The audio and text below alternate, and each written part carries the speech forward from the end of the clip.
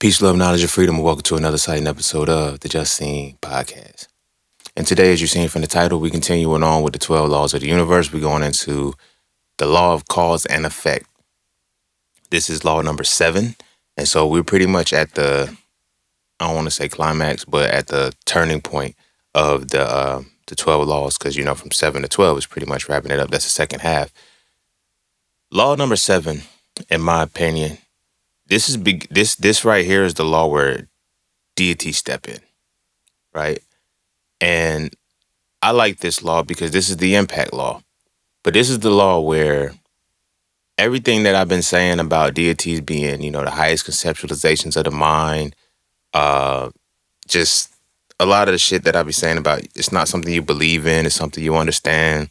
When I talk about will being the bridge between, the mind being the bridge between will and action, and then how the soul is, what it is, and a lot of the things that I've been saying, and why I'm so, gung ho and so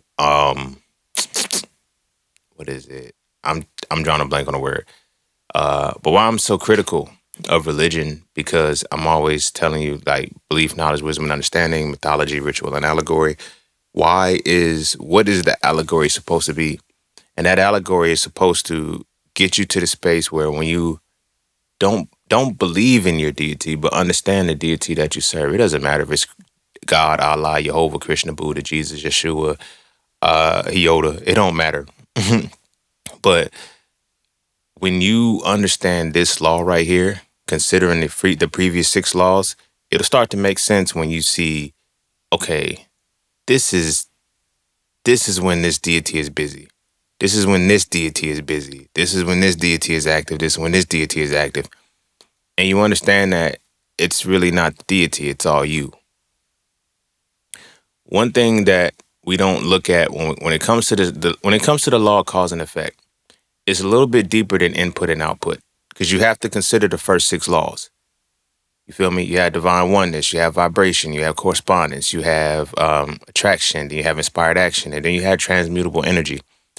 Once you're able to start transmuting energy, that's when you're walking into the space of being able to navigate and maneuver cause and effect.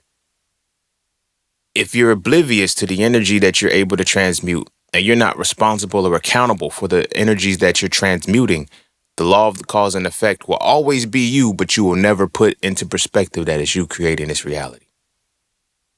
The good shit in your life, you will credit to a deity, the deity you serve, and the bad shit in your life will be the deity's nemesis that you put it onto. You feel what I'm saying? But this is also, I don't even remember what episode it was, but I'm sure you heard me say that that karma starts and ends when you want it to. When people be like, I'm in a karmic cycle, I'm in a karmic debt, we're definitely going to talk about karma a little bit more, hence why it's the subtitle. But we're going to talk about karma a lot more in this episode, because people, all the astrologers, all the tarot readers, all these people, oh, you're in a karmic cycle of this, that, and the third. You're in a 15-year cycle from Mars that's going to finally break and end. And this right here is going to happen. All of this that they're saying, prophecies fulfilled and all of that shit, is all cause and effect. That's it. It's the law of cause and effect that makes prophecy come into reality. It's the law of cause and effect that make karmic cycles what they are. Now, the thing about karmic cycles is everybody thinks that when my karmic cycle is over, that means dumb shit or bad shit stops happening. Whatever cause led to a specific effect, you're going to reap what you sown off of that. Now, this goes into the next law that we'll be talking about next week for the law of compensation. But the law of cause and effect lead into the law of compensation. So you gauge your cause and effects by the compensation. If you're not getting compensated for what you think you're doing, that means your cause and effect is off. Or the way in which you're getting compensated. That's why I'm using this time to talk about this law from the perspective of karmic equity and karmic debt. You feel me? Because that's what people are omitting when they tell you about a karmic cycle. And even still, when we look at karma, we always look at it as, oh, karma is bad. Karma's a bad thing. Karma gonna get you. Sometimes karma be getting the motherfucking, you be watching the motherfucker just win and win and win that you expected to lose. And it's like, why? Because this is the cause and effect. You feel me? But this is why I also say the deities are this is where deities are truly at play, you know, and why they put deities at play, because they don't want you to have control over your causes and effects. Because if you have control over your causes and effects, now you ultimately control your reality. But that, like I said, this is why this second half is when you are, quote unquote, in tune and in alignment with the source, in tune and in alignment with the divine. And, you know, when God got you, or you got favor and all of this shit, like, no, all of that shit is bullshit. That whole favor ain't fair shit. All of that is bullshit, because it's all predicated upon the law of cause and effect. Blessings, curses, punishments, all of that shit is cause and fucking effect. But I'm going to go deeper into that as we come back. But first, let's take a quick break. And before we dive heavy into that, be sure to, I don't know why that flowed out like that, but it just did. But before we dive heavy into that, be sure to follow me on Instagram at Seen It All. Be sure to check out my website at IamJustSeen.com to get all things that are just seen. To all those who tip, donate, and sponsor to the podcast, you are greatly appreciated. To all those who would like to tip, donate, and sponsor to the podcast, you can do so by clicking the link in the description of the podcast. Not the episode, but the podcast itself. And you know the vibes, Cash App, and PayPal are just fine.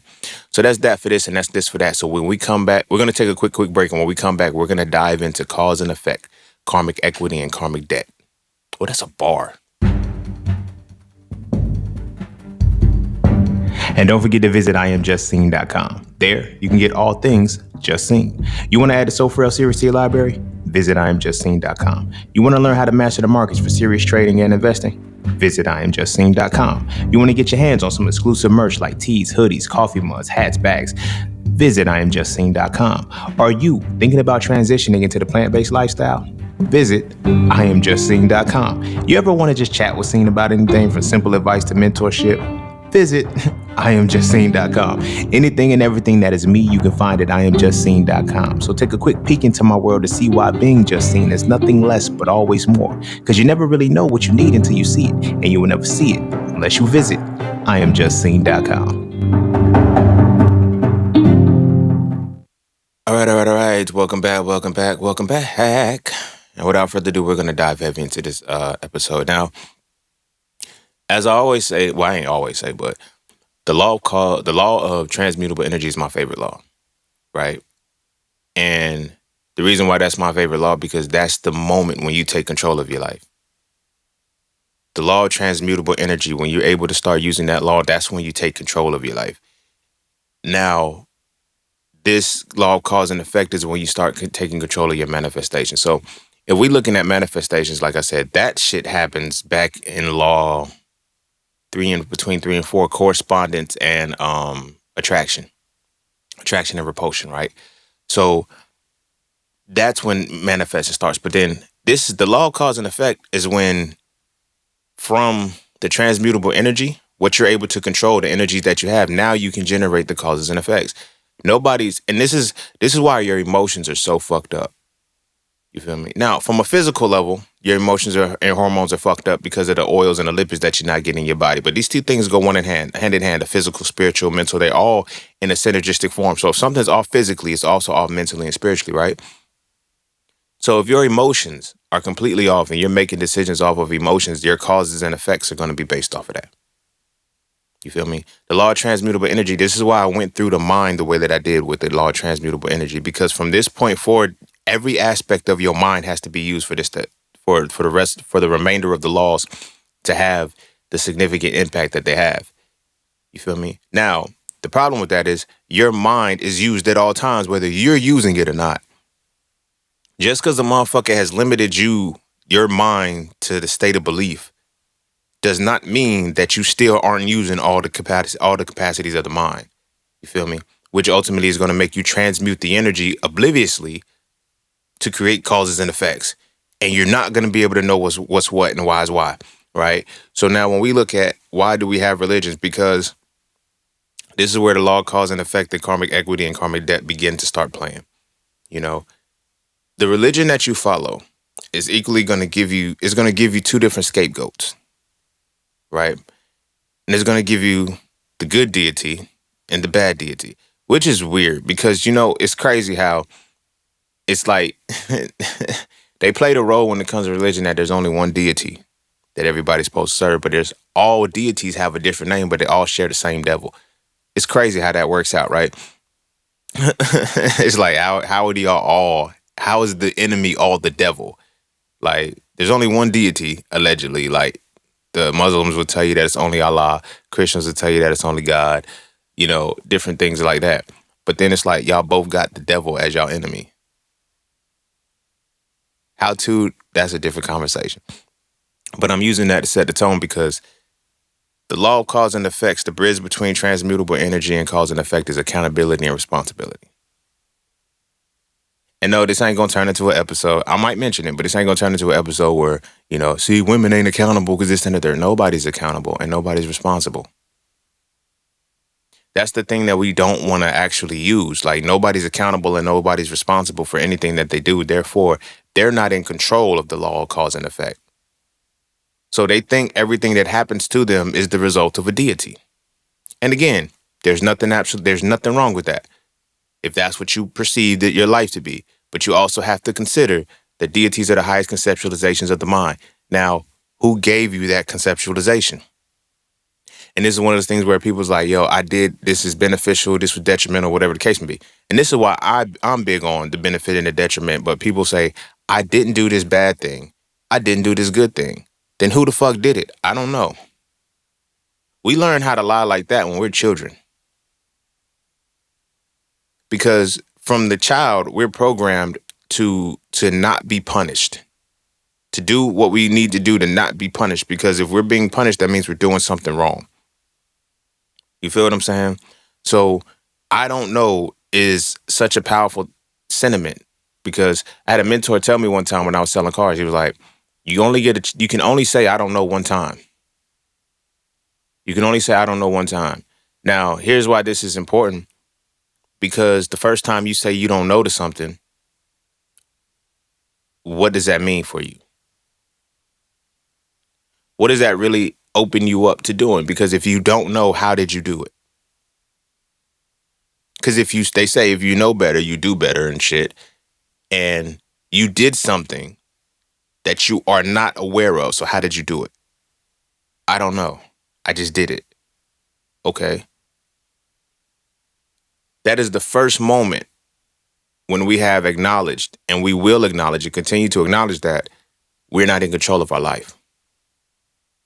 This law of cause and effect is pretty much the transition between the law of cause and effect and transmutable energy, and its full scope shows us that we're not in control of our lives.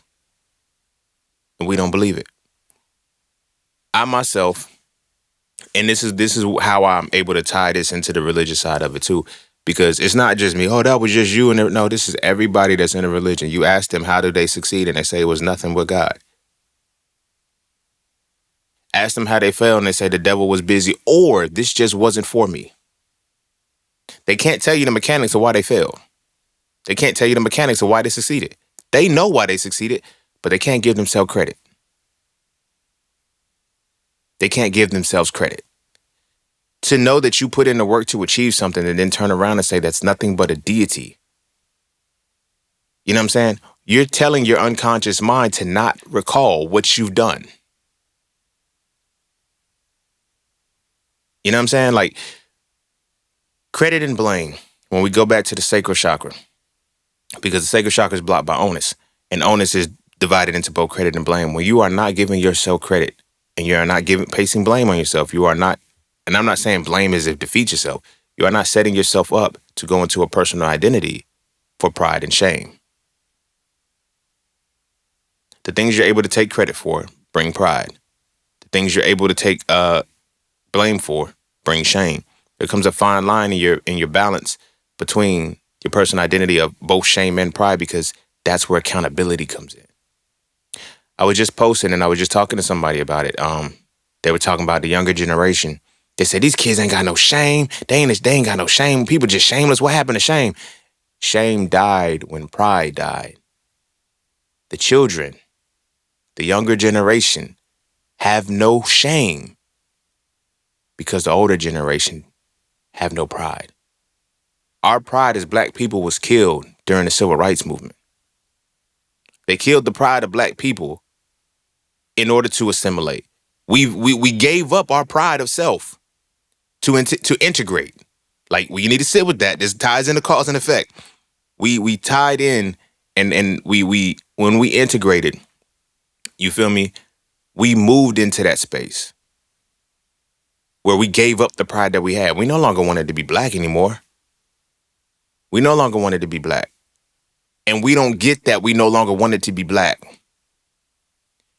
Now, fast forward, why don't these kids, they act like the white kids? I don't think y'all get it. They act like the white kids from the shame perspective, but then now they don't have pride in being black. And I think we need to start looking at that, because that's what integration did to us. You feel what I'm saying? It made us passive. It made us cowards. It made us people. It made us a people with no pride. People with no pride will create children with no shame. And this is what we're seeing right now. The YNs, how can you just kill somebody and shoot somebody that looks like you? I have no pride in what looks like me. Because I'm told to go get a good education in a system and an environment that doesn't like me. And I'm told, you're not there to be liked. You're there to get an education. Then you find out that the education is worthless. And I'm not there to be liked. So I now can put myself in positions where I can go somewhere where I'm not liked. And I find comfort in going where I'm not appreciated. I find comfort in going where I'm not liked. I get used to that. The civil rights movement, the bill was in 1964, whatever the case may be. That's when it was signed. This is 57 years later almost, 57, 58 years later. You don't think that cause and effect had time to take root? And now we wonder why the generation of kids don't have pride? Why the generation of kids now have no shame? They ain't ashamed of shit? Because we didn't put any pride in them. We have no pride. And those who do have pride, you get called, you get ostracized for having pride in being black. Ain't that some shit? You a hotep. You this, you that, you this. Now, some niggas do the fucked up shit, but at the end of the day, you get ostracized for having pride in being black. And black people don't even see it. We literally make jokes about people being called hoteps, people that want to know about the esoteric science and the knowledge and shit like that. We crack jokes about them as if it's a funny thing, and the joke is really on the motherfucker who's laughing at the person who wants to get closer and have pride within themselves. So for every person who giggles and laughs at a person who has pride in being black, they're ashamed of themselves, and they're going to create another generation of shameless kids.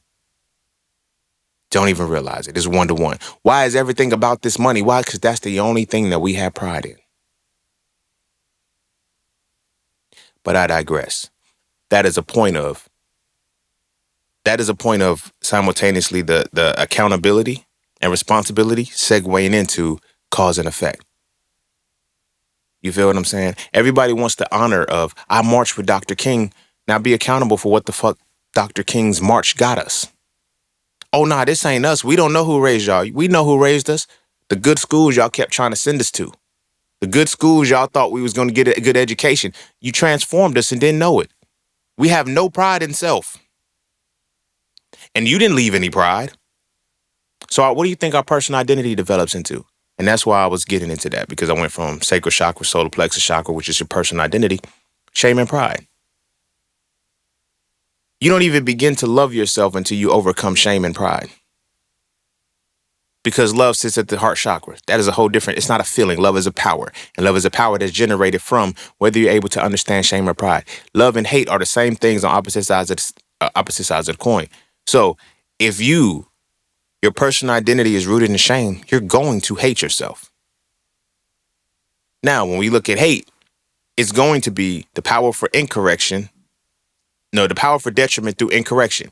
You're naturally going to do a cause and effect system. You're going to be plugged into the law of cause and effect that naturally fucks yourself up, fucks your people up, and you'll never understand why. You'll just think this is the way it's supposed to be. That's crazy. We look at integration like, why do they hate us? Why did we want to assimilate and affiliate with something like that? Because they understood the 12 laws of the universe. They understood that the laws of the universe were at play. They understood the chakras. Everything that we keep saying is demonic, they understood, and they're using it demonically against us. And we're not fighting back because we're not using it angelically. They keep saying we're in a spiritual war, and they're trying to use the religion that they gave you to cap your spirit. You're going to lose the war. You're going to lose the war. You're losing the war. And you keep talking about this is a spiritual war. What does it mean to be in a spiritual war? Because now we got to get into some etymology a little bit, not just from spirit. Psychology. People think that's the study of the mind. Break down the word psych. Ology we know is the study of, but go look at the word psyche. Psyche doesn't just necessarily mean mind. It means mind today because that's the way in which they play the semantics. But go to the origin and the etymology of the word psyche, and you're going to find that it means spirit. Oh. Yeah, psychology is the study of your spirituality. Now, what is your spirituality? It's not your religion practices, but your religious practices will determine how your spirituality plays out. Because spirituality is how you balance yourself. So psychology is the study of the spirit. Changes things when you look at it from that perspective. It's the study of the spirit. And why do I need to study your spirit when I know what your spirit is going to do? Because I gave you what your spirit is supposed to do. So every cause and effect, I know what's going to happen. I know that when we kill people that look like you, and this is the thing, when we look at how ever so often, usually it's about every 4 years. Usually it's rarely under the Democrats when cops kill black people. It's usually under the Republicans so they can get black people to vote for the Democrats. If y'all haven't seen the play, I can't help y'all see it, but that's usually when it happens. And they do that to see who's still bound by the religion. Who's still bound by the religion and how deep are they bound by it? Are they going to say, hands up, don't shoot? Are they going to pray for their enemy? That Dylan Roof shit, when Dylan Roof shit happened, that was a mean play. I'm going to get back to cause and effect, but I got to talk about that because a nigga went in the church and started shooting niggas and they just prayed for him. They try to pray. Oh, we y'all good. We know what causes and effects you will put into this world. Because now we understand what we understand that you have no pride in yourself. You know what I'm saying? So you're going to continue to move a certain way. When you have no pride, that leaves nothing but shame. You feel me? But pride and shame, and it's going to seem paradoxical, but pride and shame are opposite sides of the same coin. If one's gone, the other's gone. If one's there, the other's there.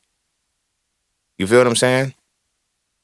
So when they say, why don't the youth have any, look at there's no shame. Motherfuckers be like, yo, women should dress more modestly. Nah, nigga, you got to realize women are not ashamed because there's nothing for them to be proud of.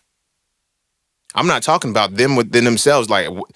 As I think it was Farrakhan said, the nation can rise no higher than its women, right?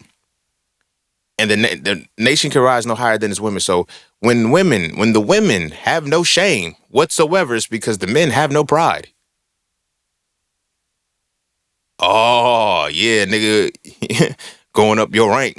No, you a god even when they say you ain't.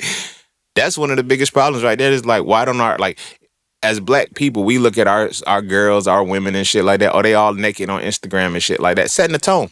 All the hoes want to be naked. You feel what I'm saying? All the women on social media now want to be naked. Now they want to get the surgery to look like the naked black women. It's just natural. You know what I'm saying? It's different. But they're doing it to emulate a person who no longer has shame. Oh, we're going to embrace sexuality. We don't want to do this. We don't do it. I have no more shame because our men don't have pride. This is a cause and effect thing. This is a residual effect of us integrating and shit. It's reached its peak. It reached its peak. First you integrate, then you assimilate, then you dissolve, and then you erase.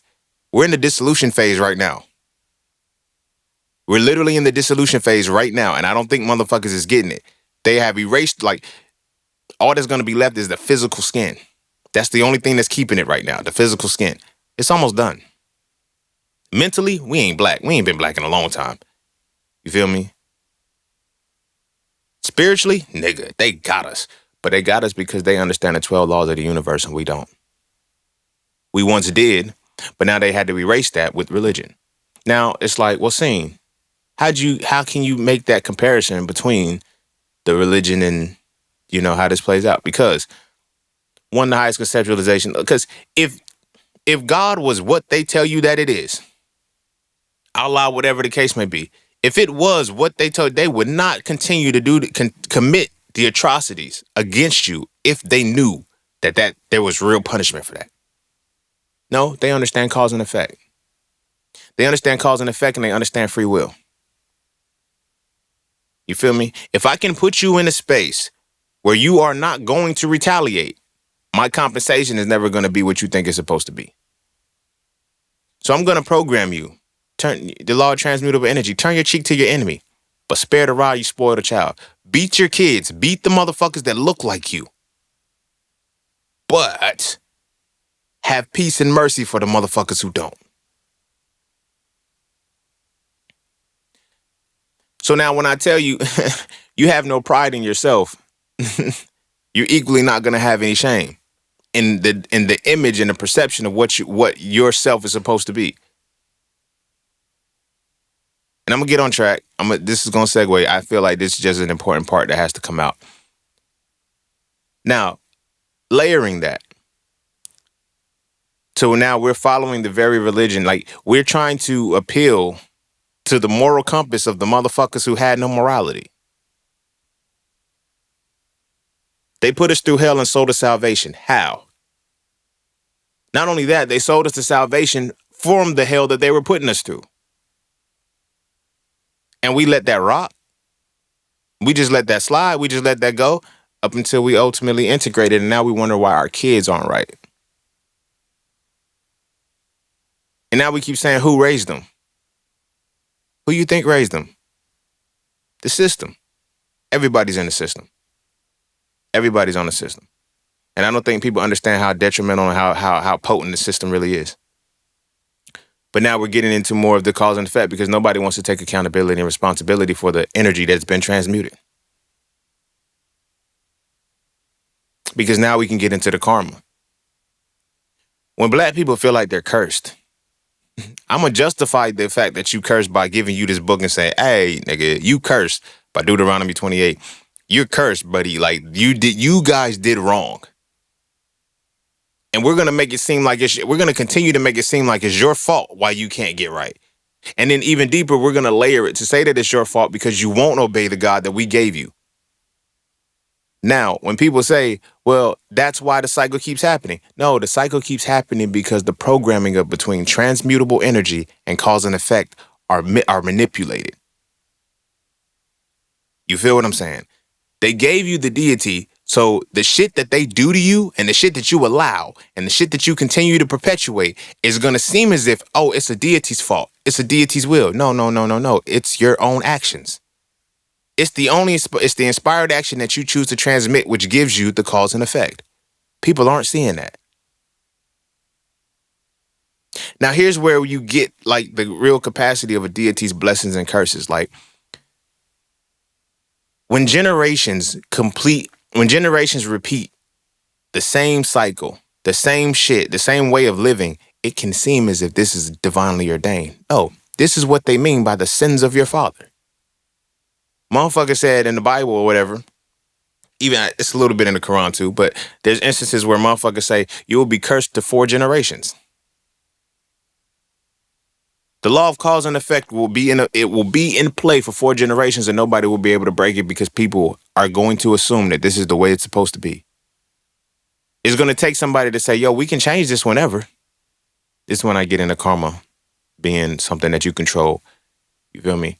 Motherfuckers think, oh, this is the karma that we get. This is the part of the enslavement that we're supposed to go through for 400 years. 400 years been up a long time ago. And nobody even told you when it started. But it replays and it starts over every time you indoctrinate a new motherfucker into the book. It's weird. But they do not violate free will. They make sure that, hey, the 12 laws are out there, whether you're willing to learn them or not. That's not up to them. They don't give a fuck about whether you're willing to learn it or not. But are you willing to learn it or not? Chances are no, because it makes you change your reality. Like even now, if you are heavily religious and you're listening to this episode, you starting to feel that little feeling that you get when you get scared. When you're like, oh man, I shouldn't be listening to this because why? Because why? This is where the personal identity is now tied into it. No pride, no shame, credit and blame, all of these different things. You're going to start to internalize some shit. So now when we look at the personal identity of a collective is a culture. You feel me? Everybody's comfortable with the monolithic side of being black except black people, right? That new ginger shit. See? And look, this is the shit that y'all do, nigga. Y'all invite motherfuckers just because, oh, gingers are black people too. And then the niggas that are gingers get up there and start doing nigga shit. Oh, we black, we get to do nigga shit. How come when motherfuckers get that pass to be black, the first thing they want to do is say nigga? Like, people don't understand the origins of nigga, bro. Like, they just don't. But at the end of the day, people that use nigga the most, the niggas, the niggas that use niggas the most are the niggas that everybody wants to be. But in-house, it's the niggas that niggas don't want to be. Nobody wants to be the hood nigga. Nobody wants to be the bad bitch. Nobody wants to actually be that person. Aesthetically, yes. All of the women want to dress up and be the baddies. So much so that everybody wants to be, I'm going to say this, and if you're listening, this isn't a shot attempt back at us or whatever the case may be, but everybody wants to be a Keisha and a Ray Ray. So stereotypical, I know. Keisha's a bad bitch, Ray Ray's a real nigga. They talk about it all the time on podcasts and shit. The Pookies and the Ray Rays with this, that, and the third. Everybody hates the black side of us. You feel me? Within the culture, we don't like the ghetto shit. Within the culture, we don't like the ghetto shit. Yet, soon as we invite motherfuckers in, they glorify the ghetto shit. You see what I'm saying? Pride and shame, my nigga. Pride and shame. We have no pride in what everybody else is proud of us for. Do you feel what I'm saying? So look at how that law of effect translates. So now when we say the gingers are black people too, the first thing they want to do is dance. First thing they want to do is rebrand nigga as ginger, my ginger. Why do y'all always want to do the monolithic shit that we don't even like? And why do we allow it? Why do we give that pass to them? You feel me? Soon as they do that shit, oh, they can dance. They can like, and I'm not saying dancing has anything to do with just, the hood and everything, the culture. But when we create dances, when we create this shit, it all comes from the hood. It all comes from the ghetto. It all comes from the creativity that we choose to we refuse to tap into. We refuse to give credence to within our own people. But yet they can come over as soon as they get invited to the cookout. That's the first place they go, to the hood. And then all of a sudden we want to put this thing on it and act like it's okay. No. We got to stop doing that shit. But now spinning it back, it goes to the fact that we're not proud. Therefore there's no shame. You feel what I'm saying? And when you're not proud of anything and there's no shame, you'll invite anything in to infiltrate and infest and don't give a fuck. This ain't manifest destiny. This is man infesting destiny. Like, this is what the fuck is happening to us. And we're just letting it go. Why are we just letting it go? Because we ain't got no pride. And the shit that we have pride in, it's like, I love the hood, this, that, and the third. We want to listen to all of the trap music, hood. We want to listen to all of the shit that makes us the imagery what it is. But we don't want to be it. We're ashamed of it. We're ashamed of it. Until we let them decorate themselves on it. Until we let them cosplay in the shit. That's when all of a sudden it's, everybody want to be a nigga, but don't nobody want to be a nigga. Because that creativity in the hood, all that shit comes from PTSD. That shit comes from poverty. That shit comes from realities that nobody wants to overcome and move beyond. We want to throw that to the wayside. Pull up by your bootstraps, get it out the mud, do all of the shit. And then hate it when you get out.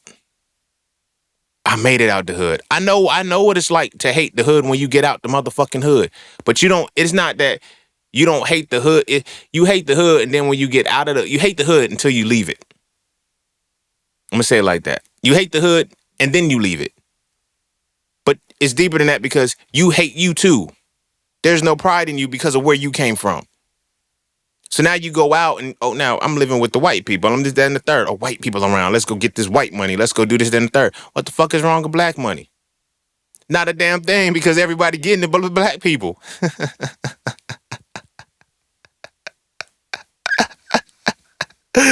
Oh, shit. Niggas talking about black money, Asian money, Arab money. Nigga, look, let's talk about black people money, nigga. Let's talk about the black people money. But we can't, because now we have to get into the laws of cause and effect. We have to get into the laws of the transmutable energy. And we have to get into that fine window between accountability and responsibility, which is something that we don't have because we choose not to be responsible for our own culture. I know you like how I just navigated that back. I'll be threading the fuck out of this bitch like a damn needle. We have no responsibility and accountability for our culture. That's why it gets gentrified so easy. Oh, here they come. They want to be like us. They want to do like this. You got, because the hood makes it popular and you throw the hood away. They know you're going to throw the hood away. Why? Because they understand the law. They understand the laws of the universe at play. You guys are ashamed of yourselves. So the cause and effect for your culture is going to be y'all putting it into the garbage. Think about this. I say this all the time. And now it's good to put this in context. A vulture only eats what's dead. So a culture vulture only eats what's dead in the culture. So when we talk about they revive shit that we no longer want, that we shun, that we like, that we don't fuck with until it's time to come back and fuck with it. Oh, no, that's ours. That wasn't yours. It's finders keepers. You put it in the trash. You put it in the motherfucking trash. You no longer have rights to this. You no longer have claim to this. You threw it away because you ain't got no pride. As soon as it was created, you threw it away. Now, when we co-sign the shit, that's when you decide, oh, no, this is ours. They want our rhythm and not our blues. And we let them. We keep talking about they want our rhythm but not our blues. Well, stop giving them the fucking rhythm. We willingly give them the rhythm because we hide our blues. Yeah, let's talk that shit. They want our rhythm but not our blues because you give them the rhythm because you're ashamed of the blues. It's all good when it's artistically expressed, when we can make music out of the shit. But when we living with this shit daily and we overcoming it, we become ashamed of the shit. As was the design, because now when you create a motherfucker who lives through a perspective of shame, their heart chakra energy, the way in which they express love is going to be through hatred, which is the power for detriment through incorrection. Black people be thinking, no, why is the devil busy? You're wired to this, my nigga. Now, what you're going to be accountable and responsible for is going to generate the cause and effect that you are going to express in this world. The law of transmutable energy always works. The energy that you're transmuting is hatred, incorrection, detriment through incorrection. Now, I know people, I don't sabotage, I don't fuck up my own. If you got imposter syndrome, you hate yourself. Where did you develop imposter syndrome from? I don't think people want to address that part. Like, how does imposter syndrome develop? Where you feel like, oh, this ain't for me. This ain't my ministry. This ain't what I'm supposed to be doing. Nigga, it's something that's in you every single day that you talk about every day, and this ain't you? How did you get that? How do you become ashamed of what you're supposed to be proud of? Who taught you that?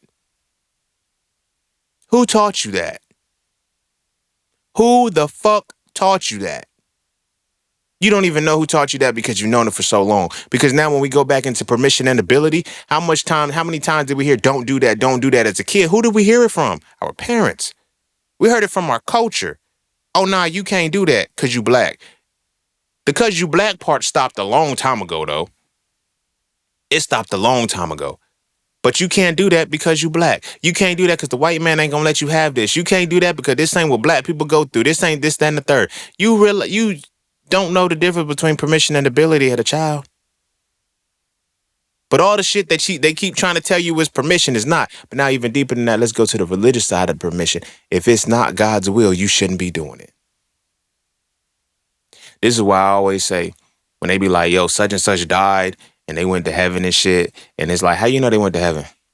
Well, because they was a good person. Did they derail a child? Did they derail a person of a younger generation from fulfilling their purpose? They're not going. And I think that's a lot of shit that motherfuckers really hate about me because of how honest I'm going to keep it and how much I'm going to put shit into reality. Like, we look at the 10 Commandments and we don't realize that there's a whole bunch of other shit that the book said don't do, that we fuck up on a regular basis and don't realize the magnitude of what it is. Case in point, one of my biggest ones is that I hear, when I grew up, I always heard, children, honor your mother and your father, for this will be right, for your days will be long in the world, and blah, blah, blah, and all that other shit. In that same chapter, almost 2 verses down, from children, honor your mother and your father, it says, parents, do not stir your child up into anger. The reason why I'm leveraging that is because now I'm going to go into another verse that says, train your child up in the way that they should go. If you're supposed to have a divine mission from source, that's the way that you should be going. And you're being derailed from that because you're told that what you're believing, what you want to do is daydreaming. It's not realistic. It's not what's supposed to happen in this world. And you took that person off that. That person was supposed to go off and do something magnificent, magnanimous. What the fuck was I going to say? Fantastic. Magnificent. Why was I going to say magnificent and fantastic at the same time? I don't know. But fuck it, magnificent. When your child was supposed to go off and do something magnificent. However, their ability was manipulated because of the permission you wouldn't give them. Because we're supposed to be following the will of our deity. Nobody knows what the fuck the will is. And this is what gets me pissed off. Because everybody knows what ministry isn't, but they don't know what the ministry is. Everybody can tell you all day long, I'm following God's will. And this is not me shitting on y'all. This is me expressing a lot of what I've said myself. But then on the other side of that, I didn't want to be honest with the fact that I don't know what's happening. And that's something that, like, a lot of religious people confidently speak ignorance. They confidently speak ignorance and fear. And this was something that I had to get out of when I left the shit, because I'm like, yo, this ain't my will, this is God's will. Well, what is God's will? Huh? It's God's will, nigga. The fuck you mean? Like, this is what God wants. What is it? What is it that God wants you to do? Love my neighbor, be kind, and no. What is God's will in your life? What is the thing that your parent was supposed to train you up to do that he put in you? You don't know that shit, do you? You didn't even know that that's what God's will was supposed to be, right? But now when you look at how the shit was programmed within you to not be able to do anything from the jump, what causes and effects are you going to create? This is why I say this law, with these laws, this is where deities play. This is where they make deities play. Because it's at this point where, oh, nigga, you don't be accountable and responsible. God is that for you. Allah is that for you. Krishna, Buddha, Jesus, Yeshua. That's what that is for you. That's your accountability and responsibility. You know how many people say, people be thinking I'm bullshitting when I say this shit. I'm like, yo, if you don't sin, Jesus died for nothing. If you love Jesus that bad, if you love Jesus that much, you gotta go sin. You feel me? It's a contradiction to say, well, if Jesus died for my sins, I should be able to sin. No, I don't sin because he died. Okay. Why? He gave you the pass. That's what he died for. Jesus died for your sins. No, Jesus died for the sins that we were ultimately going to commit. Nigga, well, commit them. Your past is good, my nigga. But the past ain't good. It's an illusion. Because now when you go out and you start doing that fucked up shit, you do it because I'm covered by the blood. I'm covered by the blood. God got me, this, that, and the third. And you don't realize how fucked up your life is. I'm literally in real time watching we're watching a whole generation of people die out. Starting from the COVID shit. You know how many people I've heard when COVID hit, you know how many Christians and religious people said, we're covered by Psalms 91. Psalms 91 didn't cover a motherfucking thing. Those motherfuckers still caught COVID, still ended up getting vaccine. A lot of them died after that shit. Now, here's where it gets crazy, because it's like, your mind starts getting fucked up. You start fucking up your own mind because in one breath, you're saying this is God's will. But because you don't truly understand it, and you're not willing to admit this reality, that you'll go from I'm covered by the blood to this is the mysterious, to he makes no mistakes. He does make a mistake. Clearly made a mistake. Clearly made a mistake. Or who was the one that made the mistake? Because it goes from, oh, if prayer works, there are no mistakes. Like if somebody's sick and you're praying for their health and they don't get better, then either the whole premise of faith the size of a mustard seed is bullshit then. Because you know how small a mustard seed is? And that's how much faith you need. So if you're praying and it doesn't work, you don't even have faith the size of a mustard seed for real. Because you should be able to tell a mountain to move and it should move. And it don't. But then that's where it comes into, that's because, God don't make no mistakes. We can't question why. We don't know why. We don't this, that, and the third. But no, nigga, here's why. Here's the fuck why. You went and got a motherfucking vaccine that had never been tested before. And it fucked your whole body up. It was an experiment. You took an experiment and the experiment failed on you. It failed on them. If you lost somebody to COVID, I'm sorry. But this is the reality. I'm putting the two parallelisms together because this is cause and effect. But how cause and effect plays out when you don't have accountability and responsibility for the shit that you're doing. Because you're covered by the blood? The blood of what? But you're covered by the blood. You're given this doctrine. You're given these doctrines. It ain't just Christianity, it's Islam too. You're given these doctrines to make sure you are not responsible and accountable for your life. Something else is accountable and responsible for you. And when something else is accountable and responsible for you, which now we can segue into the full gamut of all of this, you don't have control over cause and effect in your life. Everything that transpires in your life, you can watch it happen and you can watch all the effects play out and never address the causes. And never be able to change from the causes because you're like, I don't control these effects. This is just the way it's supposed to be. It's not. It's not. This is input and output. This is cause and effect when you're accountable and responsible for your shit. You're going to see how America works within these pretty much two laws. Between these three laws of accountability, of transmutable energy, cause and effect, and compensation. They say the good die young. Did the good really die young? Or did the good go and get into some bullshit they weren't supposed to be in too early? When I grew up, you feel me? I seen little homies and shit. I seen people get shot that wasn't like, nigga, you wasn't supposed to be in the streets. That was cause and effect. That wasn't a good dying young, nigga. That was a motherfucker who didn't know what the fuck they were doing in the wrong place at the wrong time. Now, granted, this is not necessarily to say the drive-by, the shoot motherfuckers, that all of this other shit, like there's other factors that go into that shit.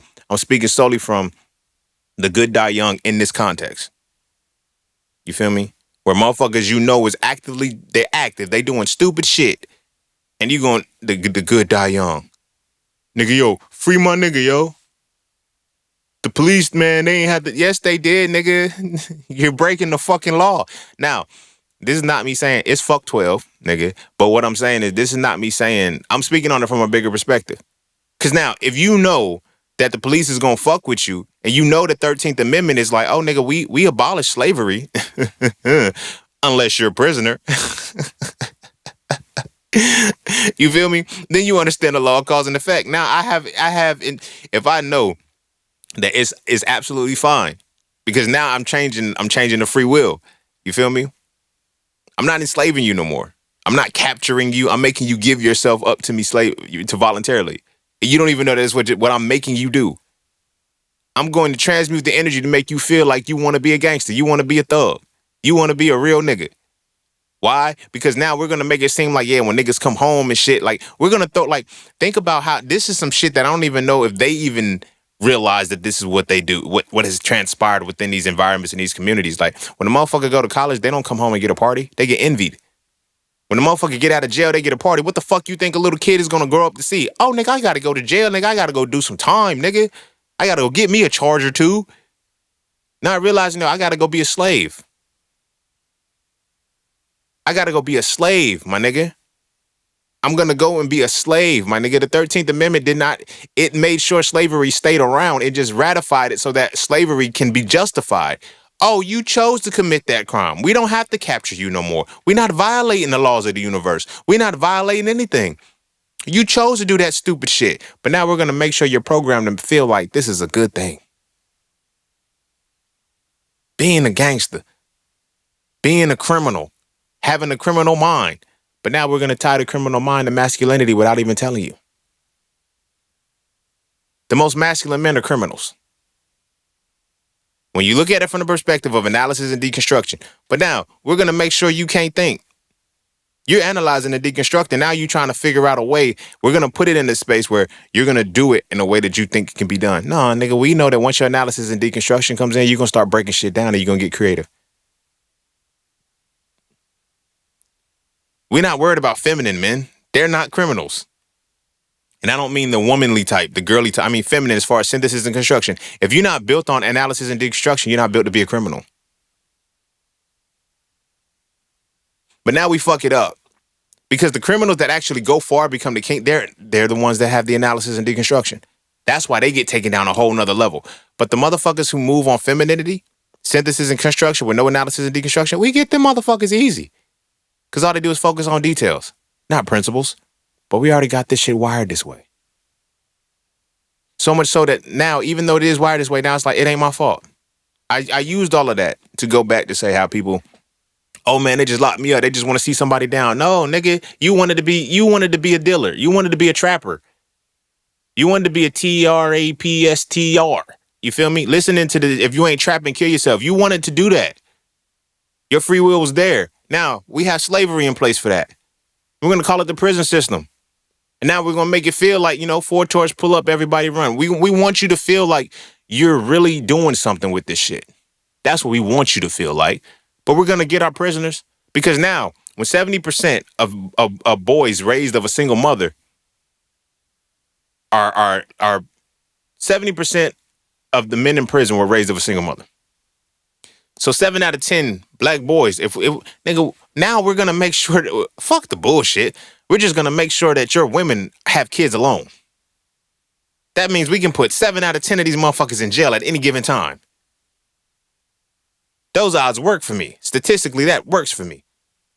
You feel what I'm saying? But again, none of this is on you.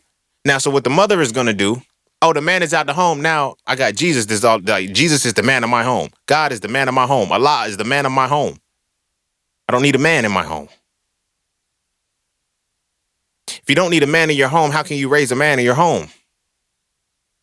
Your child will never become a man. He just can't. He just won't. But this is cause and effect. You dig what I'm saying? They use the law of cause and effect to make their systems work. And they use the fact that you have given your accountability and responsibility to a deity to make their systems work.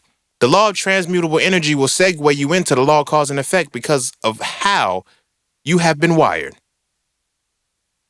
The vibration that you're on, the oneness that you embody, the oneness that you embody, the vibration you're on, the correspondence, your attractions and your repulsions, your inspired action, your transmutable energy is going to determine everything that we want you to do for cause and effect. We control your cause and effect. I don't want a nation of thinkers. I need a nation of workers. John D. Rockefeller said that shit. And you niggas think this shit is an accident? You think it's an accident. When we want to change some shit, all we do is control how we want the cause and effect to play out. We know the cause. We know what effect we're looking for. We already know how you're going to transmute the energy to give us the causes that we want to get the effects. People don't, now you're reaching. You think I'm reaching? All right, check this out. Why do kids have ADHD? Why is there a direct correlation between ADHD and a color? I think it's red 40. What is red 40 found in? Fucking cereal, Fruity Pebbles, Fruit Loops. And you eat a bowl of that shit a fucking day as a child? All that fucking sugar? Like, what the fuck? Because you're not going to be accountable and responsible.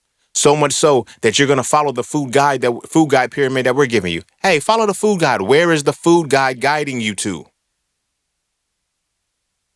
Like, we don't, it's double talk. They talk in a way in which it sounds like this ain't a bad thing. It's not a good thing either. But you don't even know what you're hearing. But now you're going to trust the authority that gave it to you as opposed to going and researching for you. Why? Because that's going to take accountability and responsibility. Because when you know better, you do better. And this is how I be telling motherfuckers, you clearly can't know better if you're not doing better. You can have all the information you want. You know, but do you know better? You feel what I'm saying? I had a conversation with somebody. We was talking about, transitioning, the plant-based lifestyle. The Bible said we're supposed to eat meat. Okay. Tell me more about that. Well, it say everything. No, I say, okay, I know what kind of meat you're supposed to be eating. You're supposed to eat the meat that comes from the animals that with a split hoof and chew the cud. What? Oh, you didn't think I knew that part? Yeah, nigga, I know that part. So a lot of the motherfucking animals that you eat don't have a split hoof and chew the cud. But now when you look at that, it says you can eat fowl or whatever the case may be. Why does it limit this to only those three types of animals? Pork, what is it? Pork, beef, and chicken. You feel me? In some way, shape, or form. So now it goes into, okay, you got a split hoof, chew the cud, whatever. The cud is basically straw and hay. All right? But it also says don't eat shellfish. But you eat that shit. Why? Because there's no accountability and responsibility. Your deity told you not to eat this shit and you eat this shit anyway. Now you have a set lineup that you can justify it with. But now when I tell you in that same book, it says, let the fruit be thy meat, which is Genesis 1:26. You were told to be plant-based. You were told to be plant-based first. But you didn't know to be plant-based. Why? Because you're not accountable and responsible. So now that even that you know that information, you still don't know better. Because now you still have something in place where you can say, I don't want to do that. I don't want to do that. Because now the book also says that everything that God created is good. He created Lucifer, nigga. I can go back and forth all day long with this shit. Like, you feel me? This is what I be telling y'all. When we get to the law of relativity, it's going to really break down. But this is what I be telling y'all. Truth is relative to the experiencer. The law, when you understand the law of relativity, you understand how lies and truths really play out. It's based off of who has the most understanding of something. Lies and truths are determined by who has more understanding. It has nothing to do with it being a lie or the truth.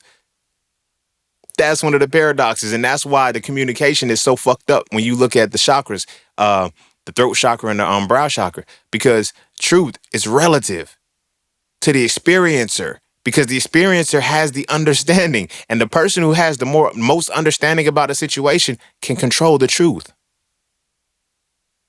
When I understand what you don't understand and what you definitely have not experienced, I can fuck with you. Now, whether you're going to be stubborn or not and not listen to what I'm saying, that's totally up to you. I don't care. But any truth can be made a lie and any lie can be made a truth. So this is why religion is so fucked up. Because it is simultaneously the lie and the truth depending on how you're looking at it.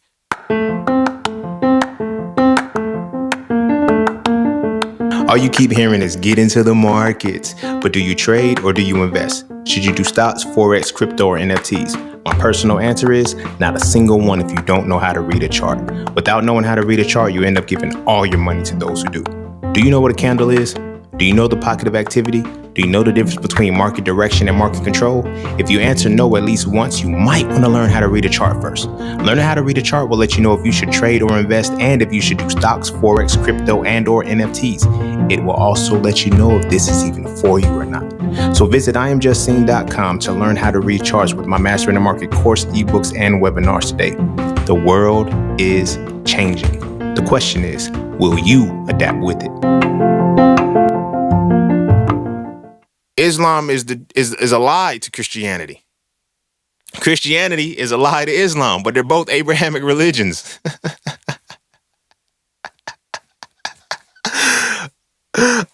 So much so they're cousins, bro. Like, think about that shit. They're fucking cousins. You know, Isaac and Ishmael are brothers, and they're the delineations of what creates Christianity and Islam. Ain't that some shit? But you, as the Islam people, as Muslims and Islamic people, they don't fuck with Jesus. Jesus ain't no motherfucking prophet, nigga. But you fucking Christian. Jesus is the way. Muhammad ain't shit. What? If anything, they're cousins. But that's truth. It's relative. And that's ahead, so I don't want to get too heavy into that. But it's in you not knowing that truth that you remove yourself from having the accountability and responsibility of not knowing. Ignorance is not bliss. The very first thing you have to understand the accountability and responsibility piece on is the information that you absorb. This is why I was talking about knowing and knowing better. Sound like I was going. I didn't want to dive too heavy into that, so that's why I'm back here. But knowing and not knowing. Knowing better and knowing worse. Like, that's the thing. Like, you be like, you tell a motherfucker, yo, you know better.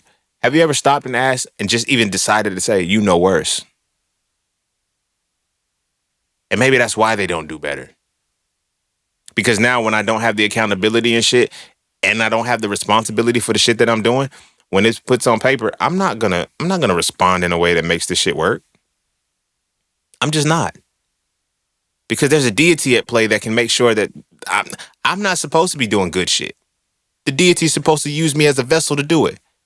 But now you say you're creating the image and likeness of the deity.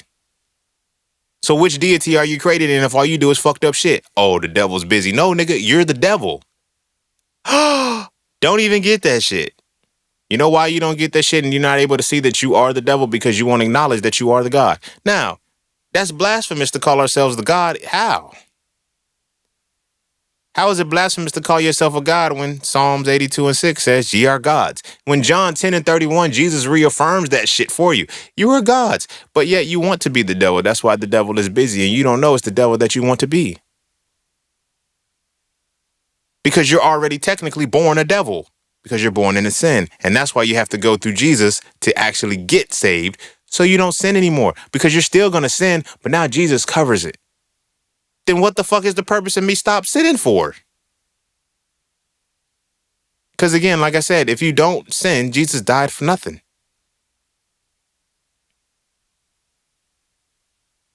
Like, the fuck? But then they fuck with you because now they tell you, oh, you got to repent. There's no point in repenting. Nigga, that's what the fuck Jesus was for. Like, you know what I'm saying? You see how it keeps going a certain way? Because it's like, what do you know? Do you know better or do you know worse or do you know it all? You think you know this shit and you don't. You have a feeling about this shit. And that feeling is the energy that you can't transmute. Because it doesn't let you be accountable and responsible for the shit. So when you do some fucked up foul shit, right? In the moment, you don't even know it's fucked up and foul because you're not paying attention to the potential effects that are going to come from this energy that I'm transmuting. You're making a sound decision right now that you think is going to be good and then somehow, oh, this was just not for me. This turned out to be worse. No, you're wired to make fucked up decisions. And then the effects play out later. Even in the moment, the situation can feel right. And you can go against yourself and create a negative effect. This is how sabotage works. Self-sabotage works. The sabotage itself is the effect. But the cause and emotion and shit, like the mindset, case in point, you got to use women for this one. You feel me? Women have set so many unrealistic expectations for themselves that the effects that they get are the men that can't meet those expectations. And now, because they constantly have been through pain or whatever the case may be, they don't want to be responsible for the fact that they're attracting this shit. You're wired to the vibration of this shit. I was talking about this, the strong, independent woman. You're wired to the vibration of a strong, independent woman, and you keep getting mad that you got a weak man.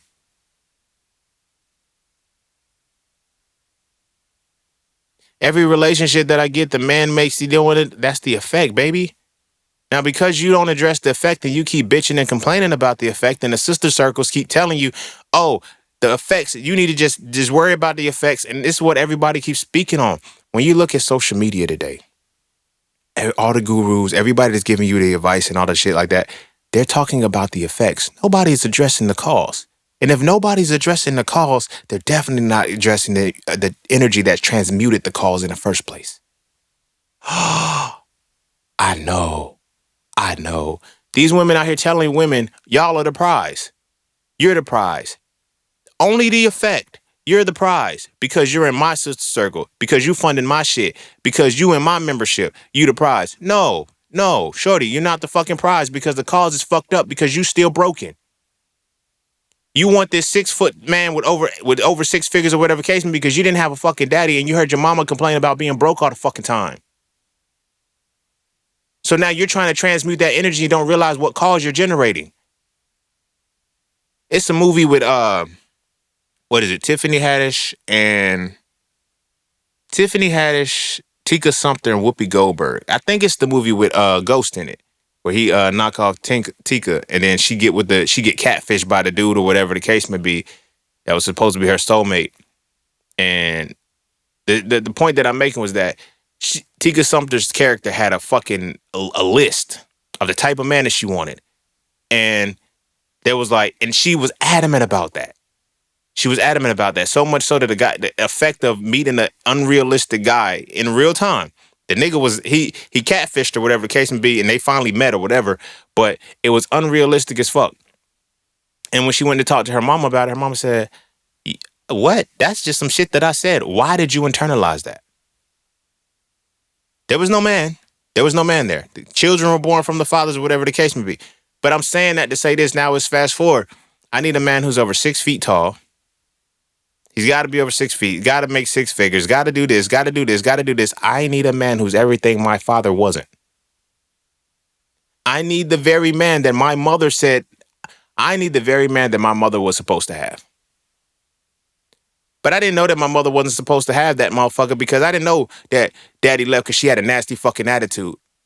I didn't know that daddy left because of this, that, and the third. You don't even get that side of the story to even create the possibility of learning the energy that's transmuted the causes that led to the effects. Some people want to victimize themselves so much by focusing on effects that they don't want to pay attention to the cause. They don't even want to pay attention to the energy that was transmuted. And I get it. It's okay. Sometimes you don't know. And I'm using the women's side just because it's easier to talk about because they express it so much. I got some smoke for the guys too. Just let me say this next part. You know what I'm saying? Motherfuckers, because it goes into the accountability and responsibility, it's easy to project and put the blame on the man and not two motherfuckers that came together. One thing that I always say, and this is one of the things that really helped my healing, as far as, both of my parents or whatever the case may be, it's like my brother, my sister, and I are the best those two heads can put together. You feel me? Your parents are whether you got multiple siblings or whatever the case may be, you are the best your parents could do together. However you turned out is the best that you could do together. So now, when you look at how that came about, now this is not just to say, oh yeah, well I graduated, I got my degree. What traumas do you hold in your mind? What fears do you have? What doubts do you have? What limitations do you have over yourself? Because that is the best those two beings could do together. That is the best they could do together. The best. Now, when people look at the relationships and shit like that, it's like, yo, how did the relationship go back? Women would tell, oh, I got cheated on, I got hurt, or dudes say the same shit. But that outcome was the best you two motherfuckers could do together. But because nobody wants to be accountable, this is why I use the prizes and shit like that. Oh, nah. You feel me? That he just didn't know what he had. You see it all the time on social media. When a man walks away from a woman, it's like, oh, he's not strong enough. He's a weak man. He's this, that, and the third. But when a woman walks away, suddenly she's strong and shit. Nobody wants to look at the actual energy that is being transmuted to make these motherfuckers realize I can't fuck with you no more. You feel what I'm saying? And we get caught up into that shit because we don't understand the laws. This law these are the effects that are going to keep happening based off of this until you are accountable and responsible for what the fuck your participation in this is. When I got cheated on and shit, like that shit was different. I didn't feel like there was any fucking responsibility they had to take for that shit. Nigga, the fuck, I was a good person. I was a good man. I was everything that on paper. I was everything that all the women saw was a good man in there. I was still a good man. Don't get me wrong on some shit like that. But eventually, I stopped giving a fuck about her. You feel what I'm saying? Because it starts to get routine. It starts to get mundane. When you start doing things and going off in another realm, and this person ain't keeping up, you don't give them the same attention that you once gave them. You feel me? Depending on how you enter that relationship. Depending on how they enter that relationship. I was a hood nigga straight out of high school, coming from high school, going to college. I was on my hood nigga shit. I'm still that on the inside, don't get me wrong, but it was definitely on display when I got there, and that's what she wanted. She thought I was slow. She thought I was just a dumb hood nigga and shit because it would allow her to maintain her mediocrity. I didn't want to look at that. I didn't know. I'm thinking we both in the honors hall. We both intelligent. We both this, that, and the third, and it wasn't the case. She didn't want somebody who was more intelligent than her. I didn't realize that. But it was there.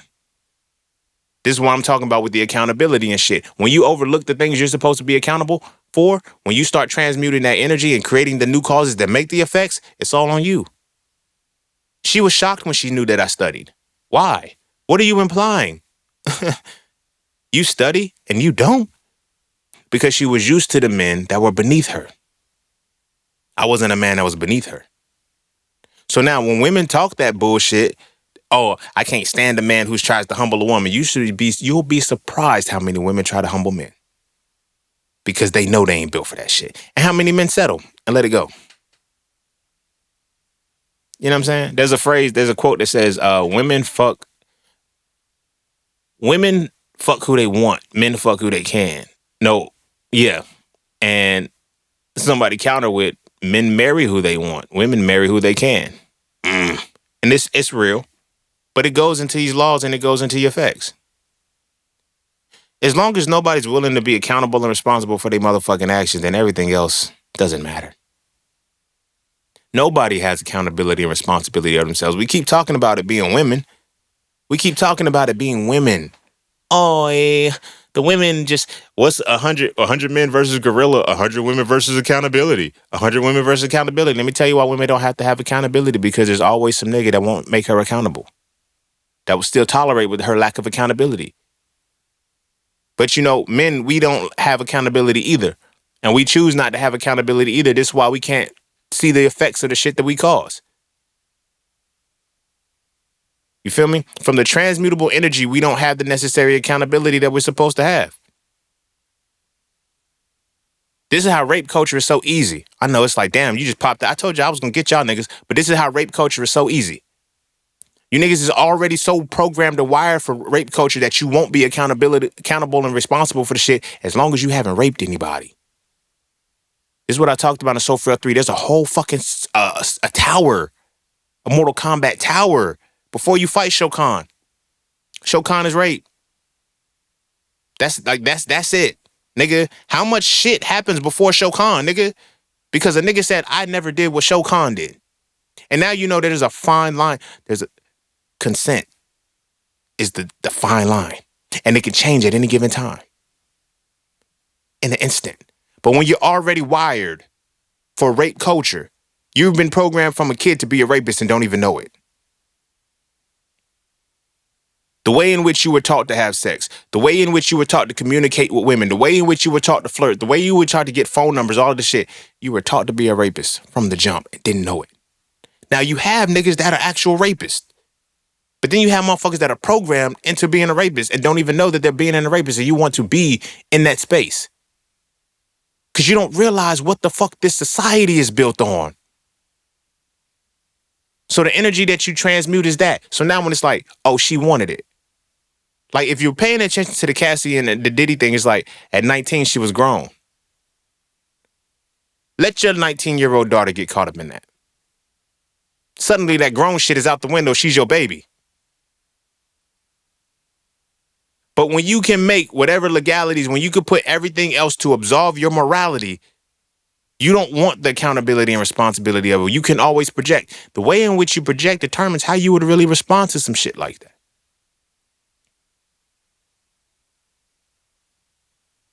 We're wired for this shit, bro. There's a certain thing that creates a transmutable energy within us. That's why you have to get consent. And that's why it can change within a moment.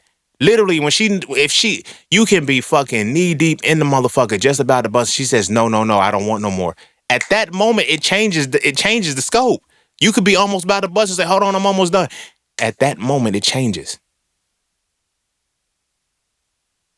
Why? This is the point that I'm making with that. Because it's like, if that moment, well, she's already in it, this is the point of what they make it. Because the sex is already built off of this. Sex is made to be uncomfortable. Sex ain't an uncomfortable situation, but the way in which they taught us to have sex is to be uncomfortable. So when a woman says stop, and we're already in it, oh, we got you.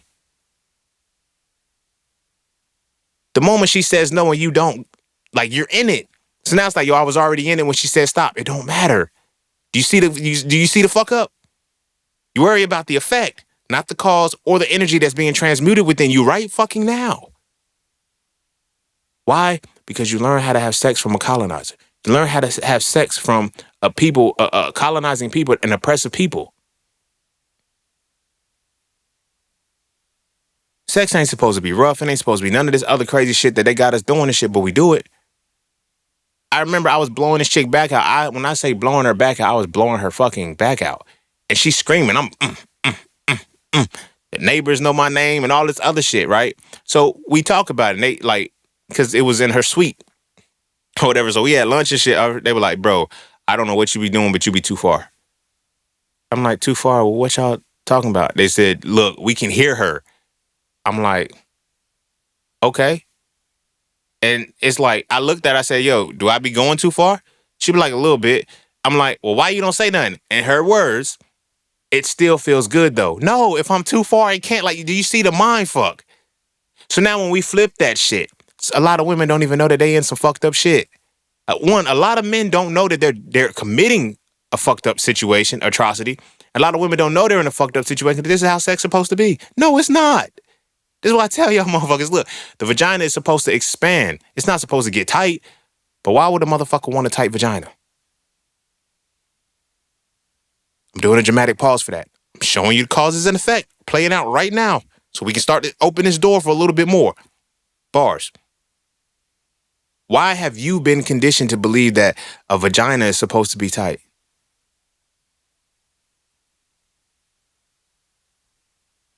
Because you heard a nigga say that shit. And then you heard another nigga say that shit. But have you ever learned the anatomy and physiology of an aroused vagina? It's not tight. But then at the same time, well, women say they got the pussies, and that's what makes it worse. Because women say the same shit. This pussy got to be snatched. It got to be tight. You know what I'm saying? I do my Kegels to make it tight. But the vagina expands to accommodate an expanding penis. Why the fuck is it supposed to be tight or powered? If the vagina does not expand, it does not want the penetration. Equally, if the penis does not get erect, it does not want. It does not want the vagina. It's that simple. But now they got us taking pills. They got us all of this shit. But I said all of that to say because now you're already put in a situation. You've learned to have sex against nature. And you think it's normal. Yeah, I need pussy to be tight. I need this, that, and the third. The pussy got to be this. The pussy got to be that. The pussy got to be this. Everything that you say is about, I need pussy that's going to allow me to, beat it up. The word choice is everything. So now when that transmuted energy now moves into a cause, now moves into effect, now you can't understand? Yo, she wanted it. No, from the perception. Now, this goes into accountability and responsibility. From everything that they taught me, from everything that they told me, from everything that showed me, this was good sex. This is what was supposed to happen. Because she said no in the moment when I was almost done. I just said, let me finish. You feel me? Manipulating the chick, just let me put the head in. You dig what I'm saying? Now, this isn't to say this is always the case, but I'm showing you how easy it is to make sure that this happens. Because it's a snap of the fucking fingers. This is why consent is what it was. Consent is not necessarily when two motherfucking parties are willingly involved with each other. Now, People say you can still be raped by your significant other. Women have said that shit. Why didn't the significant other feel like it was rape? Because you'll hear significant others say, like, nah, bro, I should be able to get it, this, that, and the third, blah, blah, blah. And then you don't deny me. Now, here's where it becomes the lust aspect of it all and shit. And it's like, well, I'll go get it from somebody else if you don't want to give it to me. Now you're cheating. Nigga, what? Nigga, what? You're not giving me what I want, so I'm going to go get it from somewhere else. I can't take it from you. Well, you should wait till I give it to you again. When is that going to be? I don't know. I'm not in the mood. Okay, I am, nigga. Oh. So then he cheats and now you got the effect. Oh, you're a cheater. What's the cause? He's a cheater. He's a cheater. He's a fucking cheater because men ain't shit. Niggas is dogs. Niggas ain't this, that, and the third. Now, what's the transmutable energy that led to the cause? He a cheater because men cheat.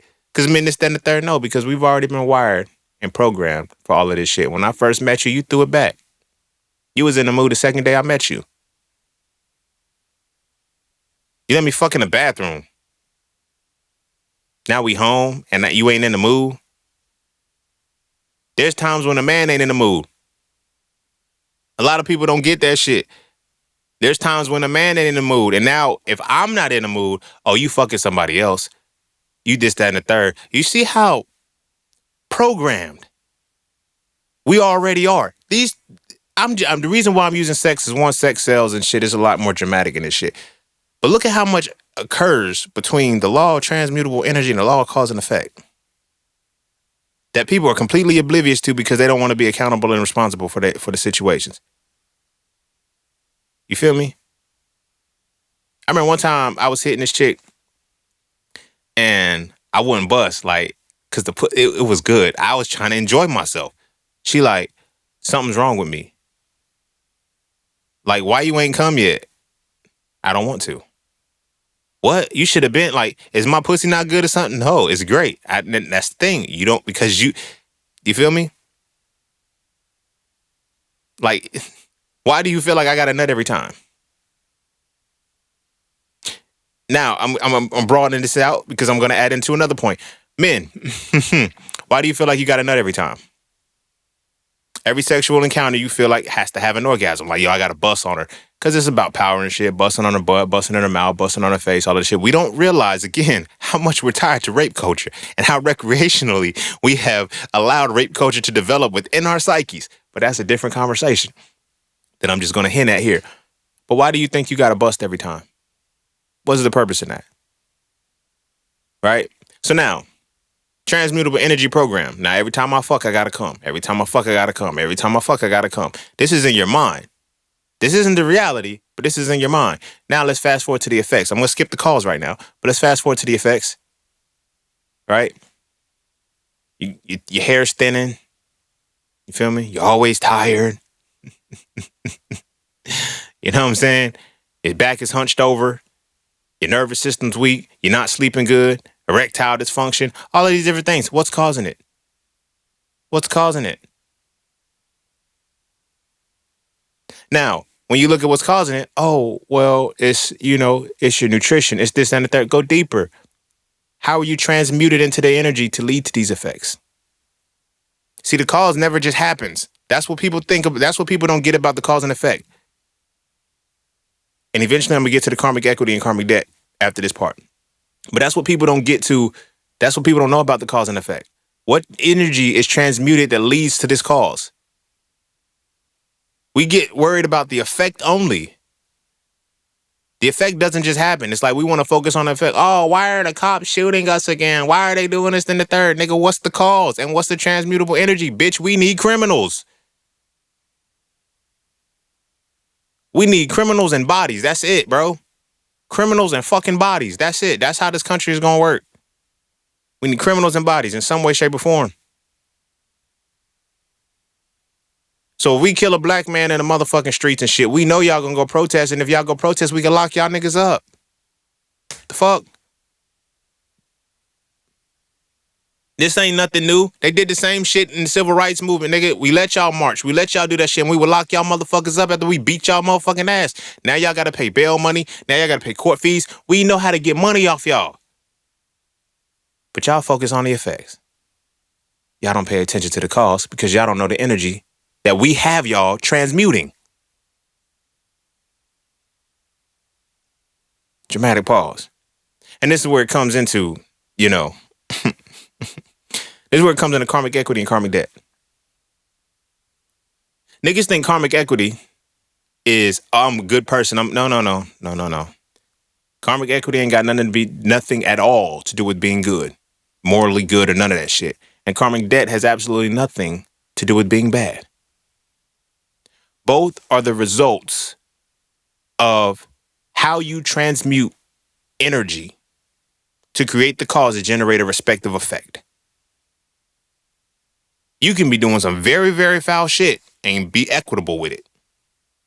You don't believe me? You motherfuckers say it all the time. There's no way billionaires can get as far as they've gotten without having to done something evil. Without evil.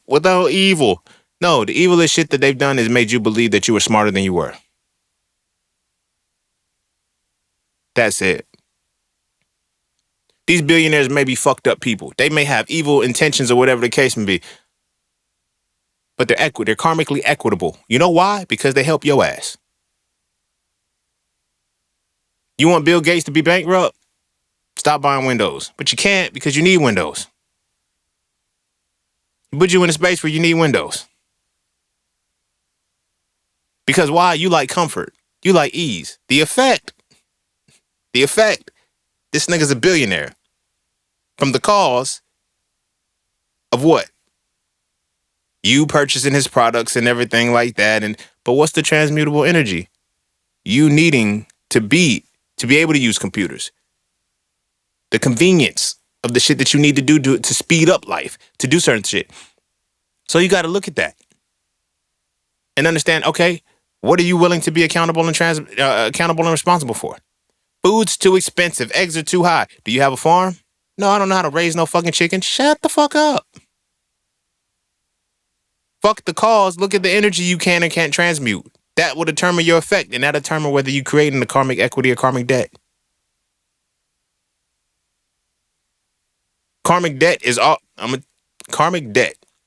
founded on ignorance. Karmic equity is established off knowledge. Why? Because the 3-4 levels of the mind, belief, knowledge, wisdom, and understanding, ignorance is going to kind of sit at knowledge. See, when you believe something, that's the initial spark. Fear, faith, or whatever the case may be. Now, if you choose to go into it and gain the knowledge, you're on the path to creating karmic equity with it. Now, if you choose to remain ignorant, no, I'm going to change that. It's not ignorance, it's stupidity. Knowledge is applying.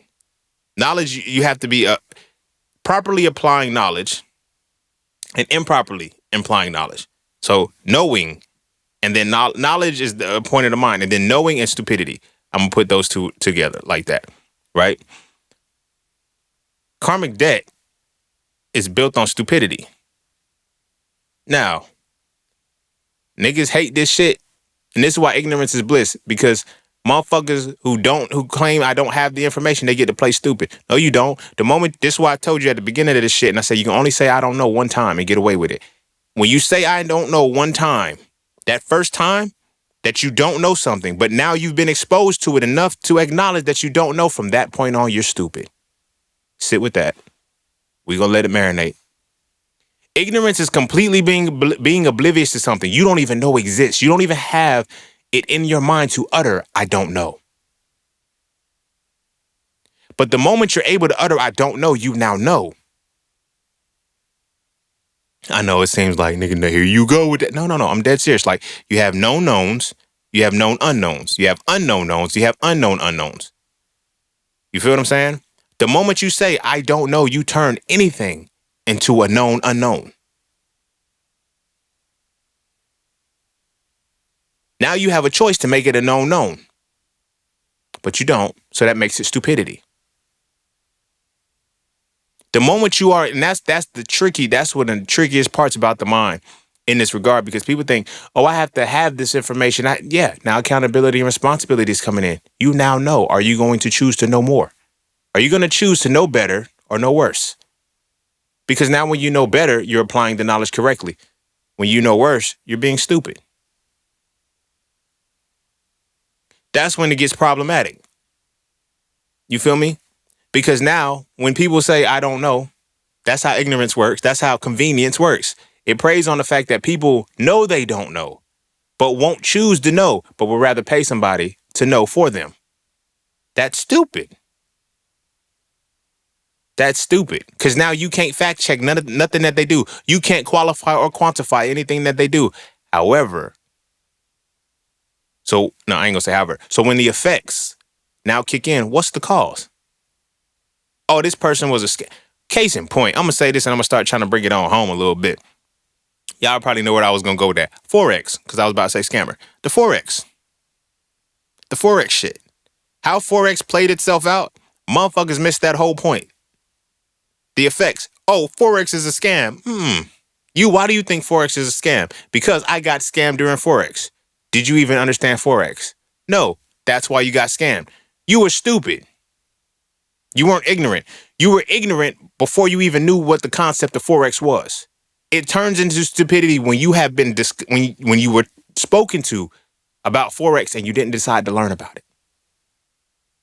But you decided to try to circumvent it to say, I just want the effect.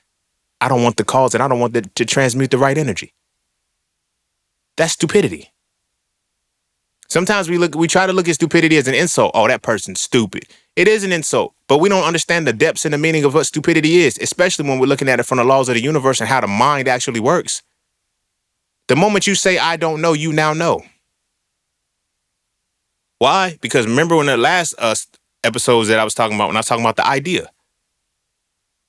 You have the idea now. What are you going to do with the idea? Are you going to expand it or are you going to contract it? What are you going to do with the idea? When you can utter, I don't know, you now know because you have the idea. Anything after that is stupidity. It's no longer ignorance. That's crazy, right? But now, when you look at how children are taught, you know better. How? How can a child know better? But as an adult, you want to give me that. Don't call me stupid. You are. Because you're making a conscious choice not to know something, but you want the effect of knowing. You want the effect of having the knowledge of it. That's stupid. That's stupid as fuck. But that ties into how these two laws play out, but how the law of not compensation, cause and effect work. So now when you got to build your karmic equity is built off of knowing, the application of knowing. Karmic debt is built on stupidity. If you constantly get into a space where people are like, yo, I got to clear my karmic debt, I'm clearing. Nobody wants to tell you the truth. Oh, you're clearing karmic debt from a past cycle that happened 15 years in the making and this, that, and the third. What stupid shit did you do then? And did you learn to stop being stupid from it? No? Debt ain't over. Debt ain't paid. Debt is not fucking paid. And that's the scary part about all of this. Because you hear all of these people, they won't tell you the fucking truth because they don't know the fucking truth. They know enough of the truth to play to your stupidity. You feel me? Because rather than knowing, you're going to go depend on somebody who knows. And now you're not even realizing that between transmutable energy getting to the effects, the causes that are in play. So now when you look at the effect, play out, they'll tell you that this works, but they won't tell you the cause and they won't tell you what energy you got to transmute to do this. So they say college ain't for everybody. College is for everybody. But at the same time, college ain't for everybody. Because what energy can you transmute to create the cause that allows you to get the effect of finishing college? Everybody ain't got that. Everybody think they can, but they ain't got it. You feel me? So now, from that, are you going to build up karmic equity and karmic debt? Not just in college, but in general. Because now, somebody told you that you can have this effect. And now you're looking, ooh. Somebody told you can receive a specific effect. An effect they're not receiving. They're telling you this effect is something you can get. So now when you try to achieve an effect that nobody's able to tell you how to get, you're going into it stupidly. This is stupidity. And now you're building karmic debt. You don't realize that you're building karmic debt because you're trying to do what somebody else didn't do. Even deeper than that. Imagine being encouraged to go do something that somebody failed at. You're following their stupidity. You're following their stupidity. What effect do you think is supposed to happen? Because are you realizing as you're going to repeat their stupidity because they failed at something that they're encouraging you to do? Sit with that. How many motherfuckers have failed or never even attempted to do something and they're telling you that you can do it? You couldn't do it. No, but you're different from me. No, we both stupid at this point. You couldn't do it.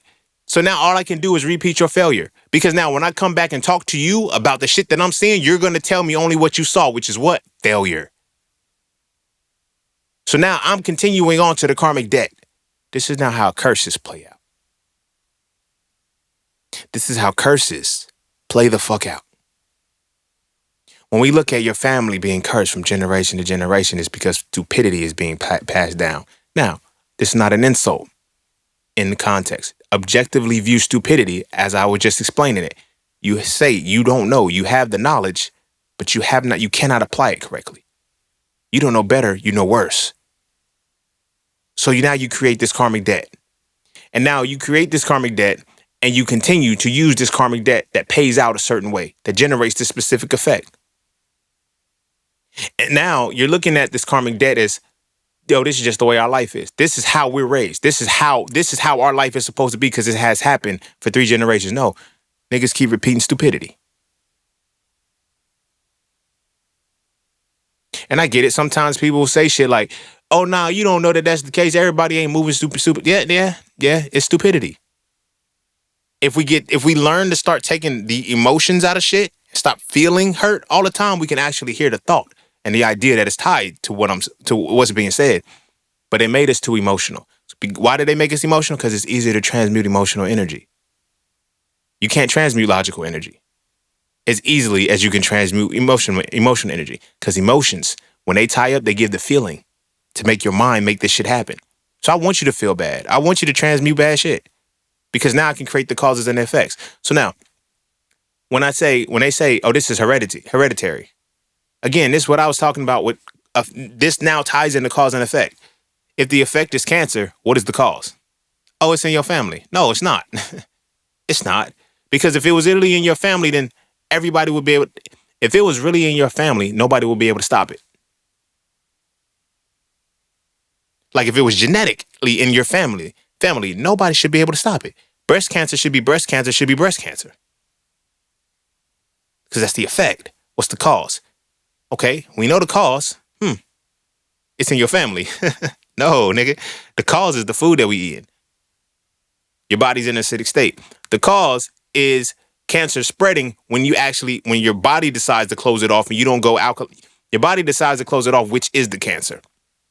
And you don't decide to go alkaline to reduce the cancer that has been formed. Cancer isn't bad until they go in, they do their biopsies and shit, and that's when it metastasizes. But that's something totally different. They don't want you to know that because they don't want you to know what the real cause is because it's hereditary.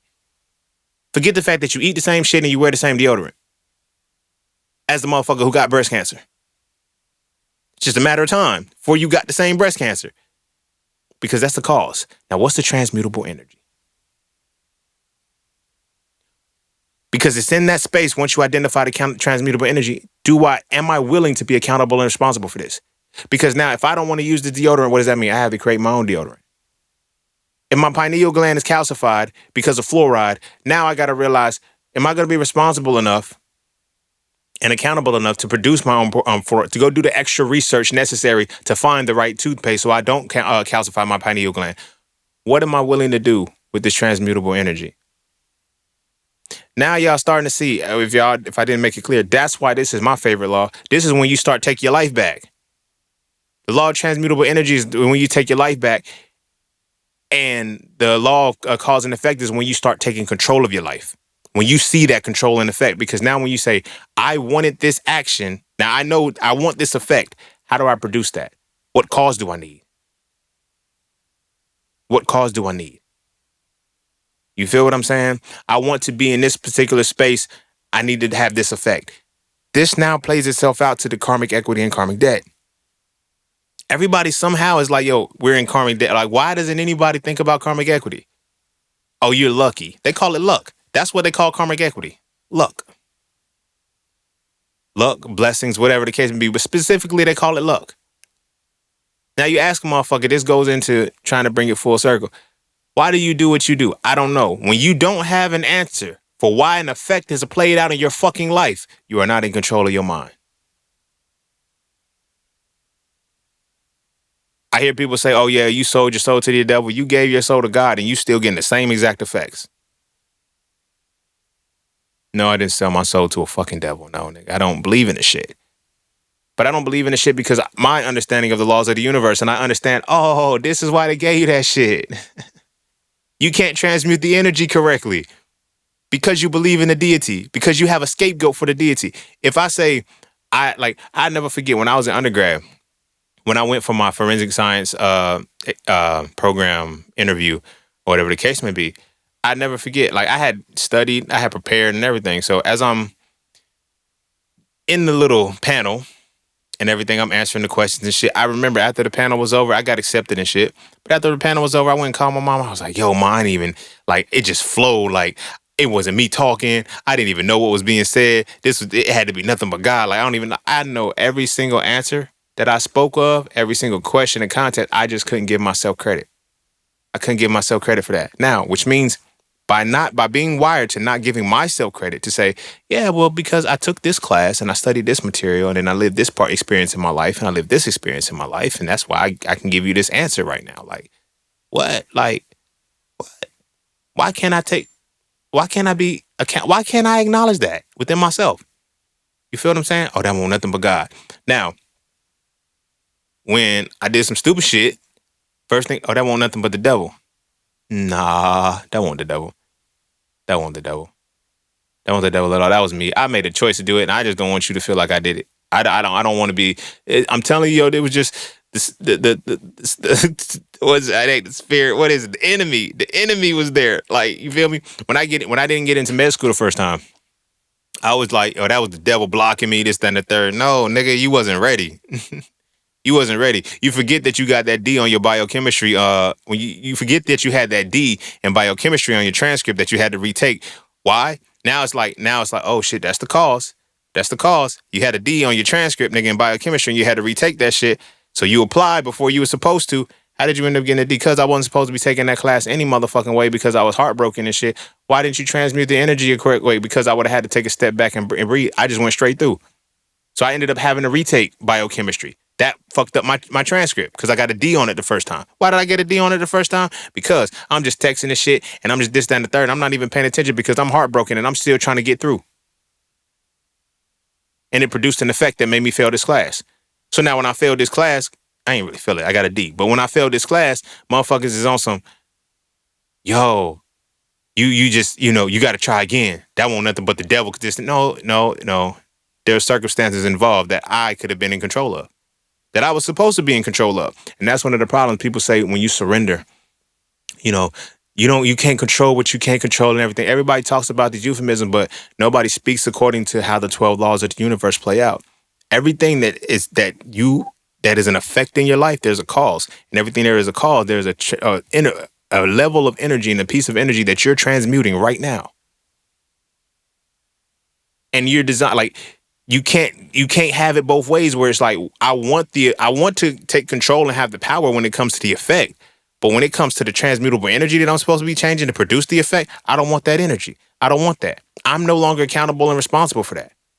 So I'm going to pray and beg for a deity to do X, Y, and Z. This is why, and I'm saying this, I'm going to really start trying to wrap it up. If you ever seen Bruce Almighty, this ties into how I started this about, it's at this particular law where you understand what a deity really is. So he was saying that Morgan Freeman, when he was playing God and he was talking about it, he was saying, when you pray for something, does God give it to you or does he give you the opportunity? right? When we know that prayer is using the words, because we've been going over this for a long time. Prayer is using the specific words to conjure the image in your head. Now, the image is how you speak to your deities or whatever the case may be. Now, when you know that you're praying, now you're going to get the opportunity to do what you see in your mind. Now, when you know how to do this, right, you now take the accountability and responsibility to turn it into a cause. When you turn it into a cause, the effect will follow. If you're not getting the effect, it's because you're not producing the right cause. When you're not producing the right cause, it's because you're not transmuting the correct energy. So when you're praying for when you're praying for something, you're gonna get the opportunity to generate the cause necessary to create the effect. The problem with that is that once we pray, we stop. Stupidity. Which gives us the karmic debt. Because we like, damn, if I would have started this earlier, if I would have did this. If you're looking at how the stock markets, when you're looking at how all of these things are playing out now, a lot of people that I know have said, damn, if I would have just listened to you then. You couldn't. You were stupid. And I'm not saying it to insult you, like the negative way. I'm speaking objectively. I know how do you objectively call somebody stupid? No, how do you not objectively hear being called stupid? Because when somebody calls you stupid, you have to ask yourself, am I really stupid? Not in the sense of I'm dumb and I'm an invalid mentally and shit. No, look at it from this perspective. Do I know something and I'm choosing not to do what's necessary to transmute it, turn it into a cause and make it an effect? But I want something else out of it. Like, am I unwilling to apply the knowledge that I have? That's stupid. So now when you hear that and it's like, yo, you're being stupid right now. You know what should be done, and you're saying that you don't because stupidity is going to align with your inability or your ability, depending on how you're looking at it, to be accountable and responsible. So when you pray for a deity to do X, Y, and Z, and then you get this opportunity and it's too hard for you, and now all of a sudden, oh, the devil is busy. No, it's just an opportunity you didn't prepare for. The opportunity came the moment you asked for it, but now you're not prepared for it because you think, as they say, you hear social media niggas, you hear motherfuckers say it all the time. What's for me, I'm not going to have to work for. What's mine is mine. No, nigga. What's yours is going to be taken by the very motherfucker who's deciding to not be stupid with the shit and create the cause and make the necessary effects. So now when you think you can skip the cause, see, this is where the accountability comes in because we think the deity is supposed to generate the cause for us. Because this is the deity's will. Well, what is the deity's will? I don't know. I just got to keep waiting for it. You're waiting and waiting and waiting for an effect that'll never come. Because you're not generating the cause. Why? Because you don't even know what the cause is supposed to be. Because you don't know how to transmute the right energy. Because you don't think you're in charge of the energies you're supposed to transmute. Only deities are. But the forces that be, the powers that be that are running this motherfucker, they're actively putting these same forces on you.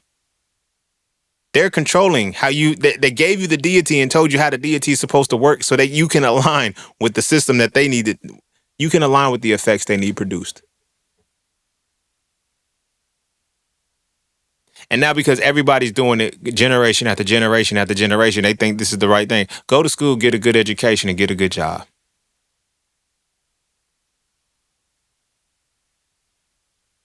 I'm not saying don't do that shit, but when did it start? How is that the effect? Because we're seeing that you can't get a good education or a good job anymore. It only took 3 generations to fuck that up. It took 3 generations to fuck that quote up. But now motherfuckers is now in a space where you're going to be the one who makes it work, who makes work what we failed at. You feel what I'm saying? Because I'm creating the opportunity, I'm creating the illusion in you that this could work. Because I understand the law of cause and effect. And now I understand through my karmic equity, I'm going to put you in karmic debt. And I'm going to tell you that your karmic debt is working hard and pulling up your bootstraps. And I'm going to make you internalize your karmic debt as the way your life is supposed to play out. So now, and we'll talk about this next week, when I go into the law of compensation, you reap what you sow. Everybody thinks reaping what you sow is automatically default. You're going to get some bad shit in your life. No, you reap what you sow. You're planting a seed. You're either going to get the results of your karmic equity, you're going to get the results of your karmic debts. That's what you're going to get paid for. And it all starts at the foundational piece from this segue with accountability and responsibility. You feel me? You can get hit in a car wreck and it's not your fault, but it's your responsibility because it's your car. It ain't your fault, but it's your responsibility. You feel what I'm saying? When we look at how, this relationship didn't work, it may not be your fault it didn't work, but it's your responsibility to figure out why it didn't work so you don't do that shit again. Because niggas break up and shit and go do the same shit in another relationship. No, what you're doing doesn't work. What you're doing doesn't work. You don't realize the effect. You see what I'm saying?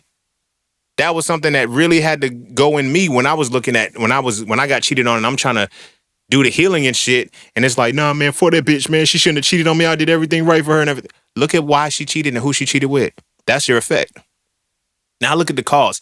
How does whatever cause that you're living, what words was she saying? You feel me? Oh, this is boring. I need excitement. We don't do this. We don't do this. We don't do this. And then the motherfucker like, we gonna be celibate and shit because I feel like I'm sinning against God. And then you cheat and get pregnant. Nigga, what? You feel me? That's crazy. But that's a whole different conversation. So it's like, when I'm looking at the effects of what happened and I'm looking at the cause and I look at what energy did I transmute to generate this cause? Because now I'm realizing this person never wanted me as a person. They wanted the image and the persona that I had developed before I even came into this motherfucker. An image and persona that was now changing because I was evolving as a man.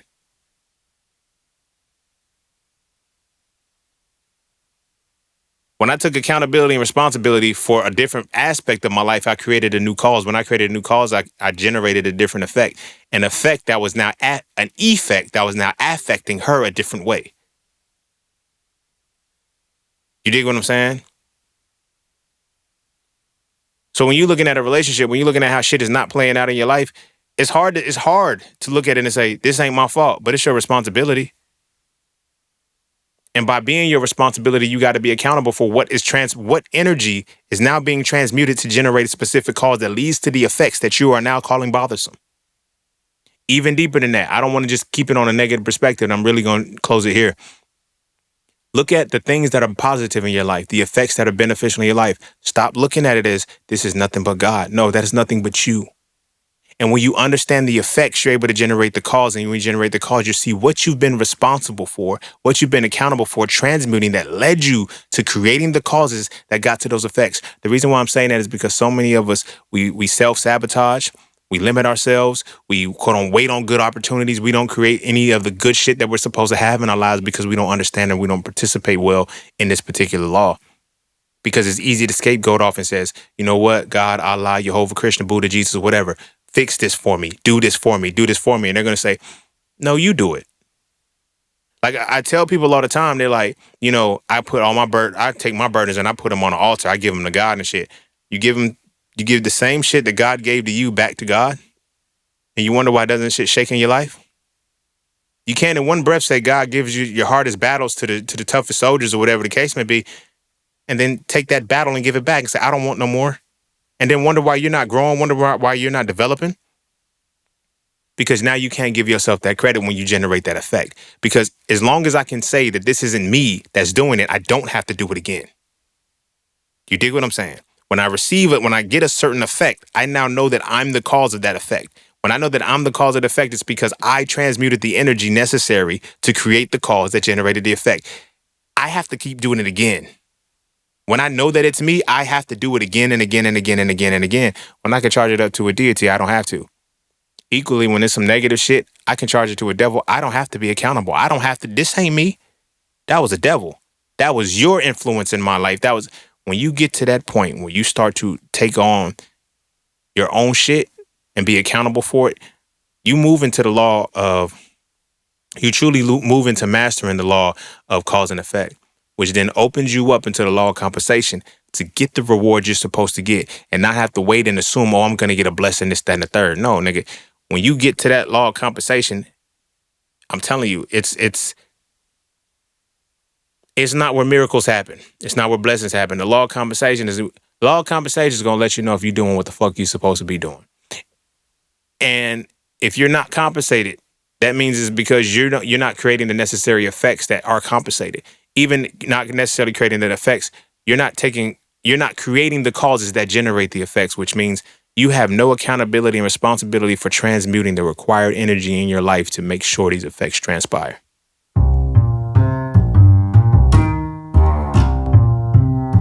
And don't forget to check out Cafe Clothing, formerly Just Scenes merch. Get all of your intricate designs crafted specifically for the melanated being to develop a positive imagery within self and to have a little bit of fun in the process. From the peace, love, knowledge, and freedom to the dead horses and water designs, all of the styles are crafted for the imagery to make you feel as you're supposed to feel. Because as I always say, the best way to fit in is to stand out. And what better way to stand out than with your exclusive styles from Cafe Clothing. All right. I'm going to go ahead and end it there. Yeah. That's the law of cause and effect, karmic equity and karmic debt. And I know it's kind of like, I don't know, this is just how this episode decided to come out. I will have to listen to it on playback because like I said, I don't plan these, I just go. So I don't even remember what I was just going over, a lot of it. But when you get to this law, this is when you understand the power of a deity. Because you'll start to see that everything in your life, when you say, yo, God, Allah, Jehovah, Krishna, Buddha, they're moving through me. Now you see how they're moving through you. The effects of your life determine that. You feel what I'm saying? This is why I tell y'all, like, deities don't speak languages, they speak images. Deities don't do half of the shit they've convinced us that they do. But we believe it. We perceive it to be that because that's how we've been taught, because they know how to make us transmute the energy to give them the effects that they're looking for. It's like when you're trading, and to the Iwi gang and to the Master of the Market clique and shit. This is why 2 time frames are important, because the lower time frame, the trading time frame that you on, that's the one you're making your decision on. But what do? You go against or you go with a larger player. The bigger time frame to see where is this larger player at, so I know how I need to move. You feel what I'm saying? That's like what this law is like. They have already decided what effects they need in this world. Therefore, they know which causes, which means they know what accountability and responsibility they need to make the energy transmute the way they want it to make, the way they want it to go. The biggest foundational piece on that is religion. We need niggas to follow religions. Specific religions, Abrahamic religions at that. Because we need patriarchy to work a certain way. Because we need men to be a certain way. Because we need a lot of these things to transmute a certain way. Because now that's going to create the causes that generate the effects we need. That's why I wrote so frail. But that's a different conversation in its own. Because in order to break all of this systemized shit that we're dealing with right now, we have to understand these laws. This is only 7 laws, and you see how the world has been manipulated so much. We know that a traumatized woman is going to generate one thing. We know that a traumatized man is going to generate another thing. We know what effect of the multitude of effects we can get out of this particular scenario. So we're going to make sure it happens. So we're going to promote things like pedophilia, misogyny. We're going to indoctrinate people into making sure these things are real. We're going to give them a fucked up perception of sex, make them operate a certain way. Now we're going to shatter the whole relationship system. So much so that we're going to tell them opposites attract. Not relationships are built off people that relate. And when opposites attract and you have this law of transmutable energy, how do you take responsibility and accountability for the opposite clash? Not only that, how do you transmute the negative? How do you transmute opposing energy and expect to be successful at something? You naturally you're wired to go into situations that are against you with the hope that you produce a positive effect without knowing that the law of transmutation of energy is the segue into cause and effect. You're just going to do shit. And now you wonder why you sabotage shit. You wonder why you feel like you're supposed to suffer in life. You wonder why you feel like you're supposed to go through struggle. Because somebody told you that the best rewards come from struggle, come from strife, come from heart. You know how easy it is to keep a motherfucking poverty when you could tell them that? When you can vibrate, when you can wire a motherfucker to vibrate on the fact that you're supposed to hustle, you're supposed to struggle, you're supposed to be like, as black people, this is why we have 1 point something trillion dollars worth of buying power, and we don't have anything to buy with it. Because for us, it's about the struggle. They programmed us to respect the struggle, right? They programmed the other side to induce the struggle. You feel what I'm saying? The oppressor and the oppressed equally, the oppressed and the oppressed equally sign the same contract.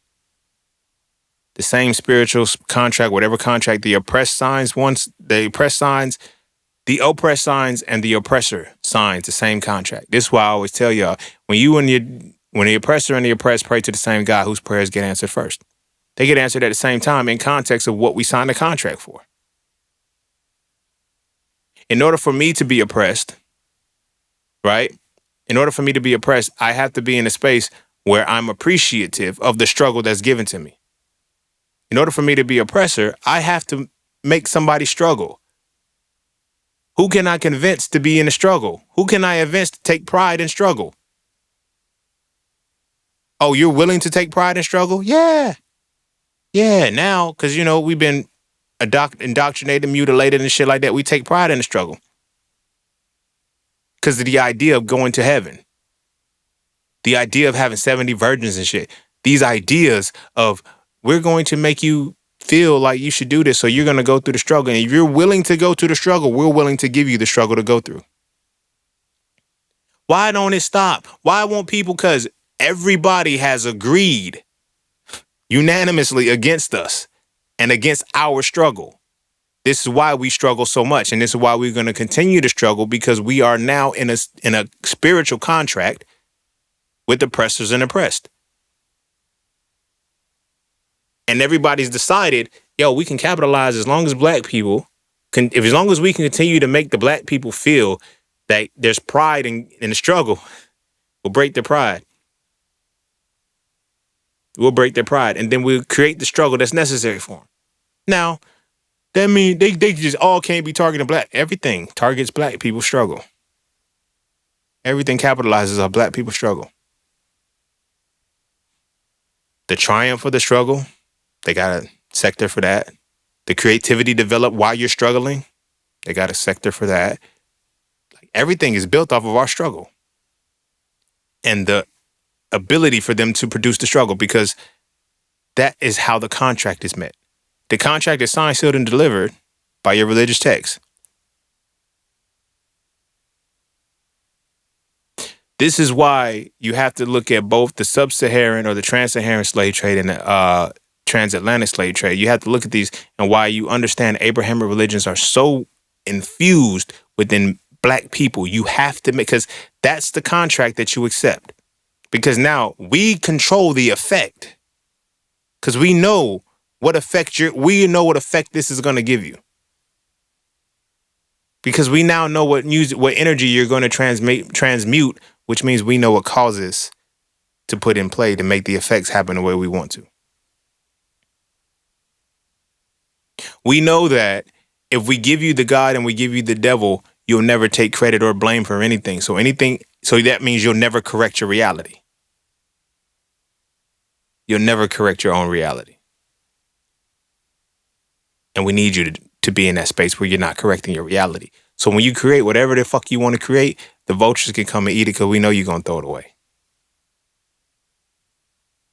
Again, they do it to everybody else, but I ain't everybody else. I'm a black man. But these are the laws that are at play. All the time. We at law number 7. We still got 5 more.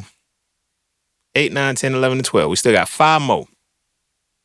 Now, compensation is the next law, because that law is, okay, you reap what you sow. Black people, we have already accepted the contract to go through struggle.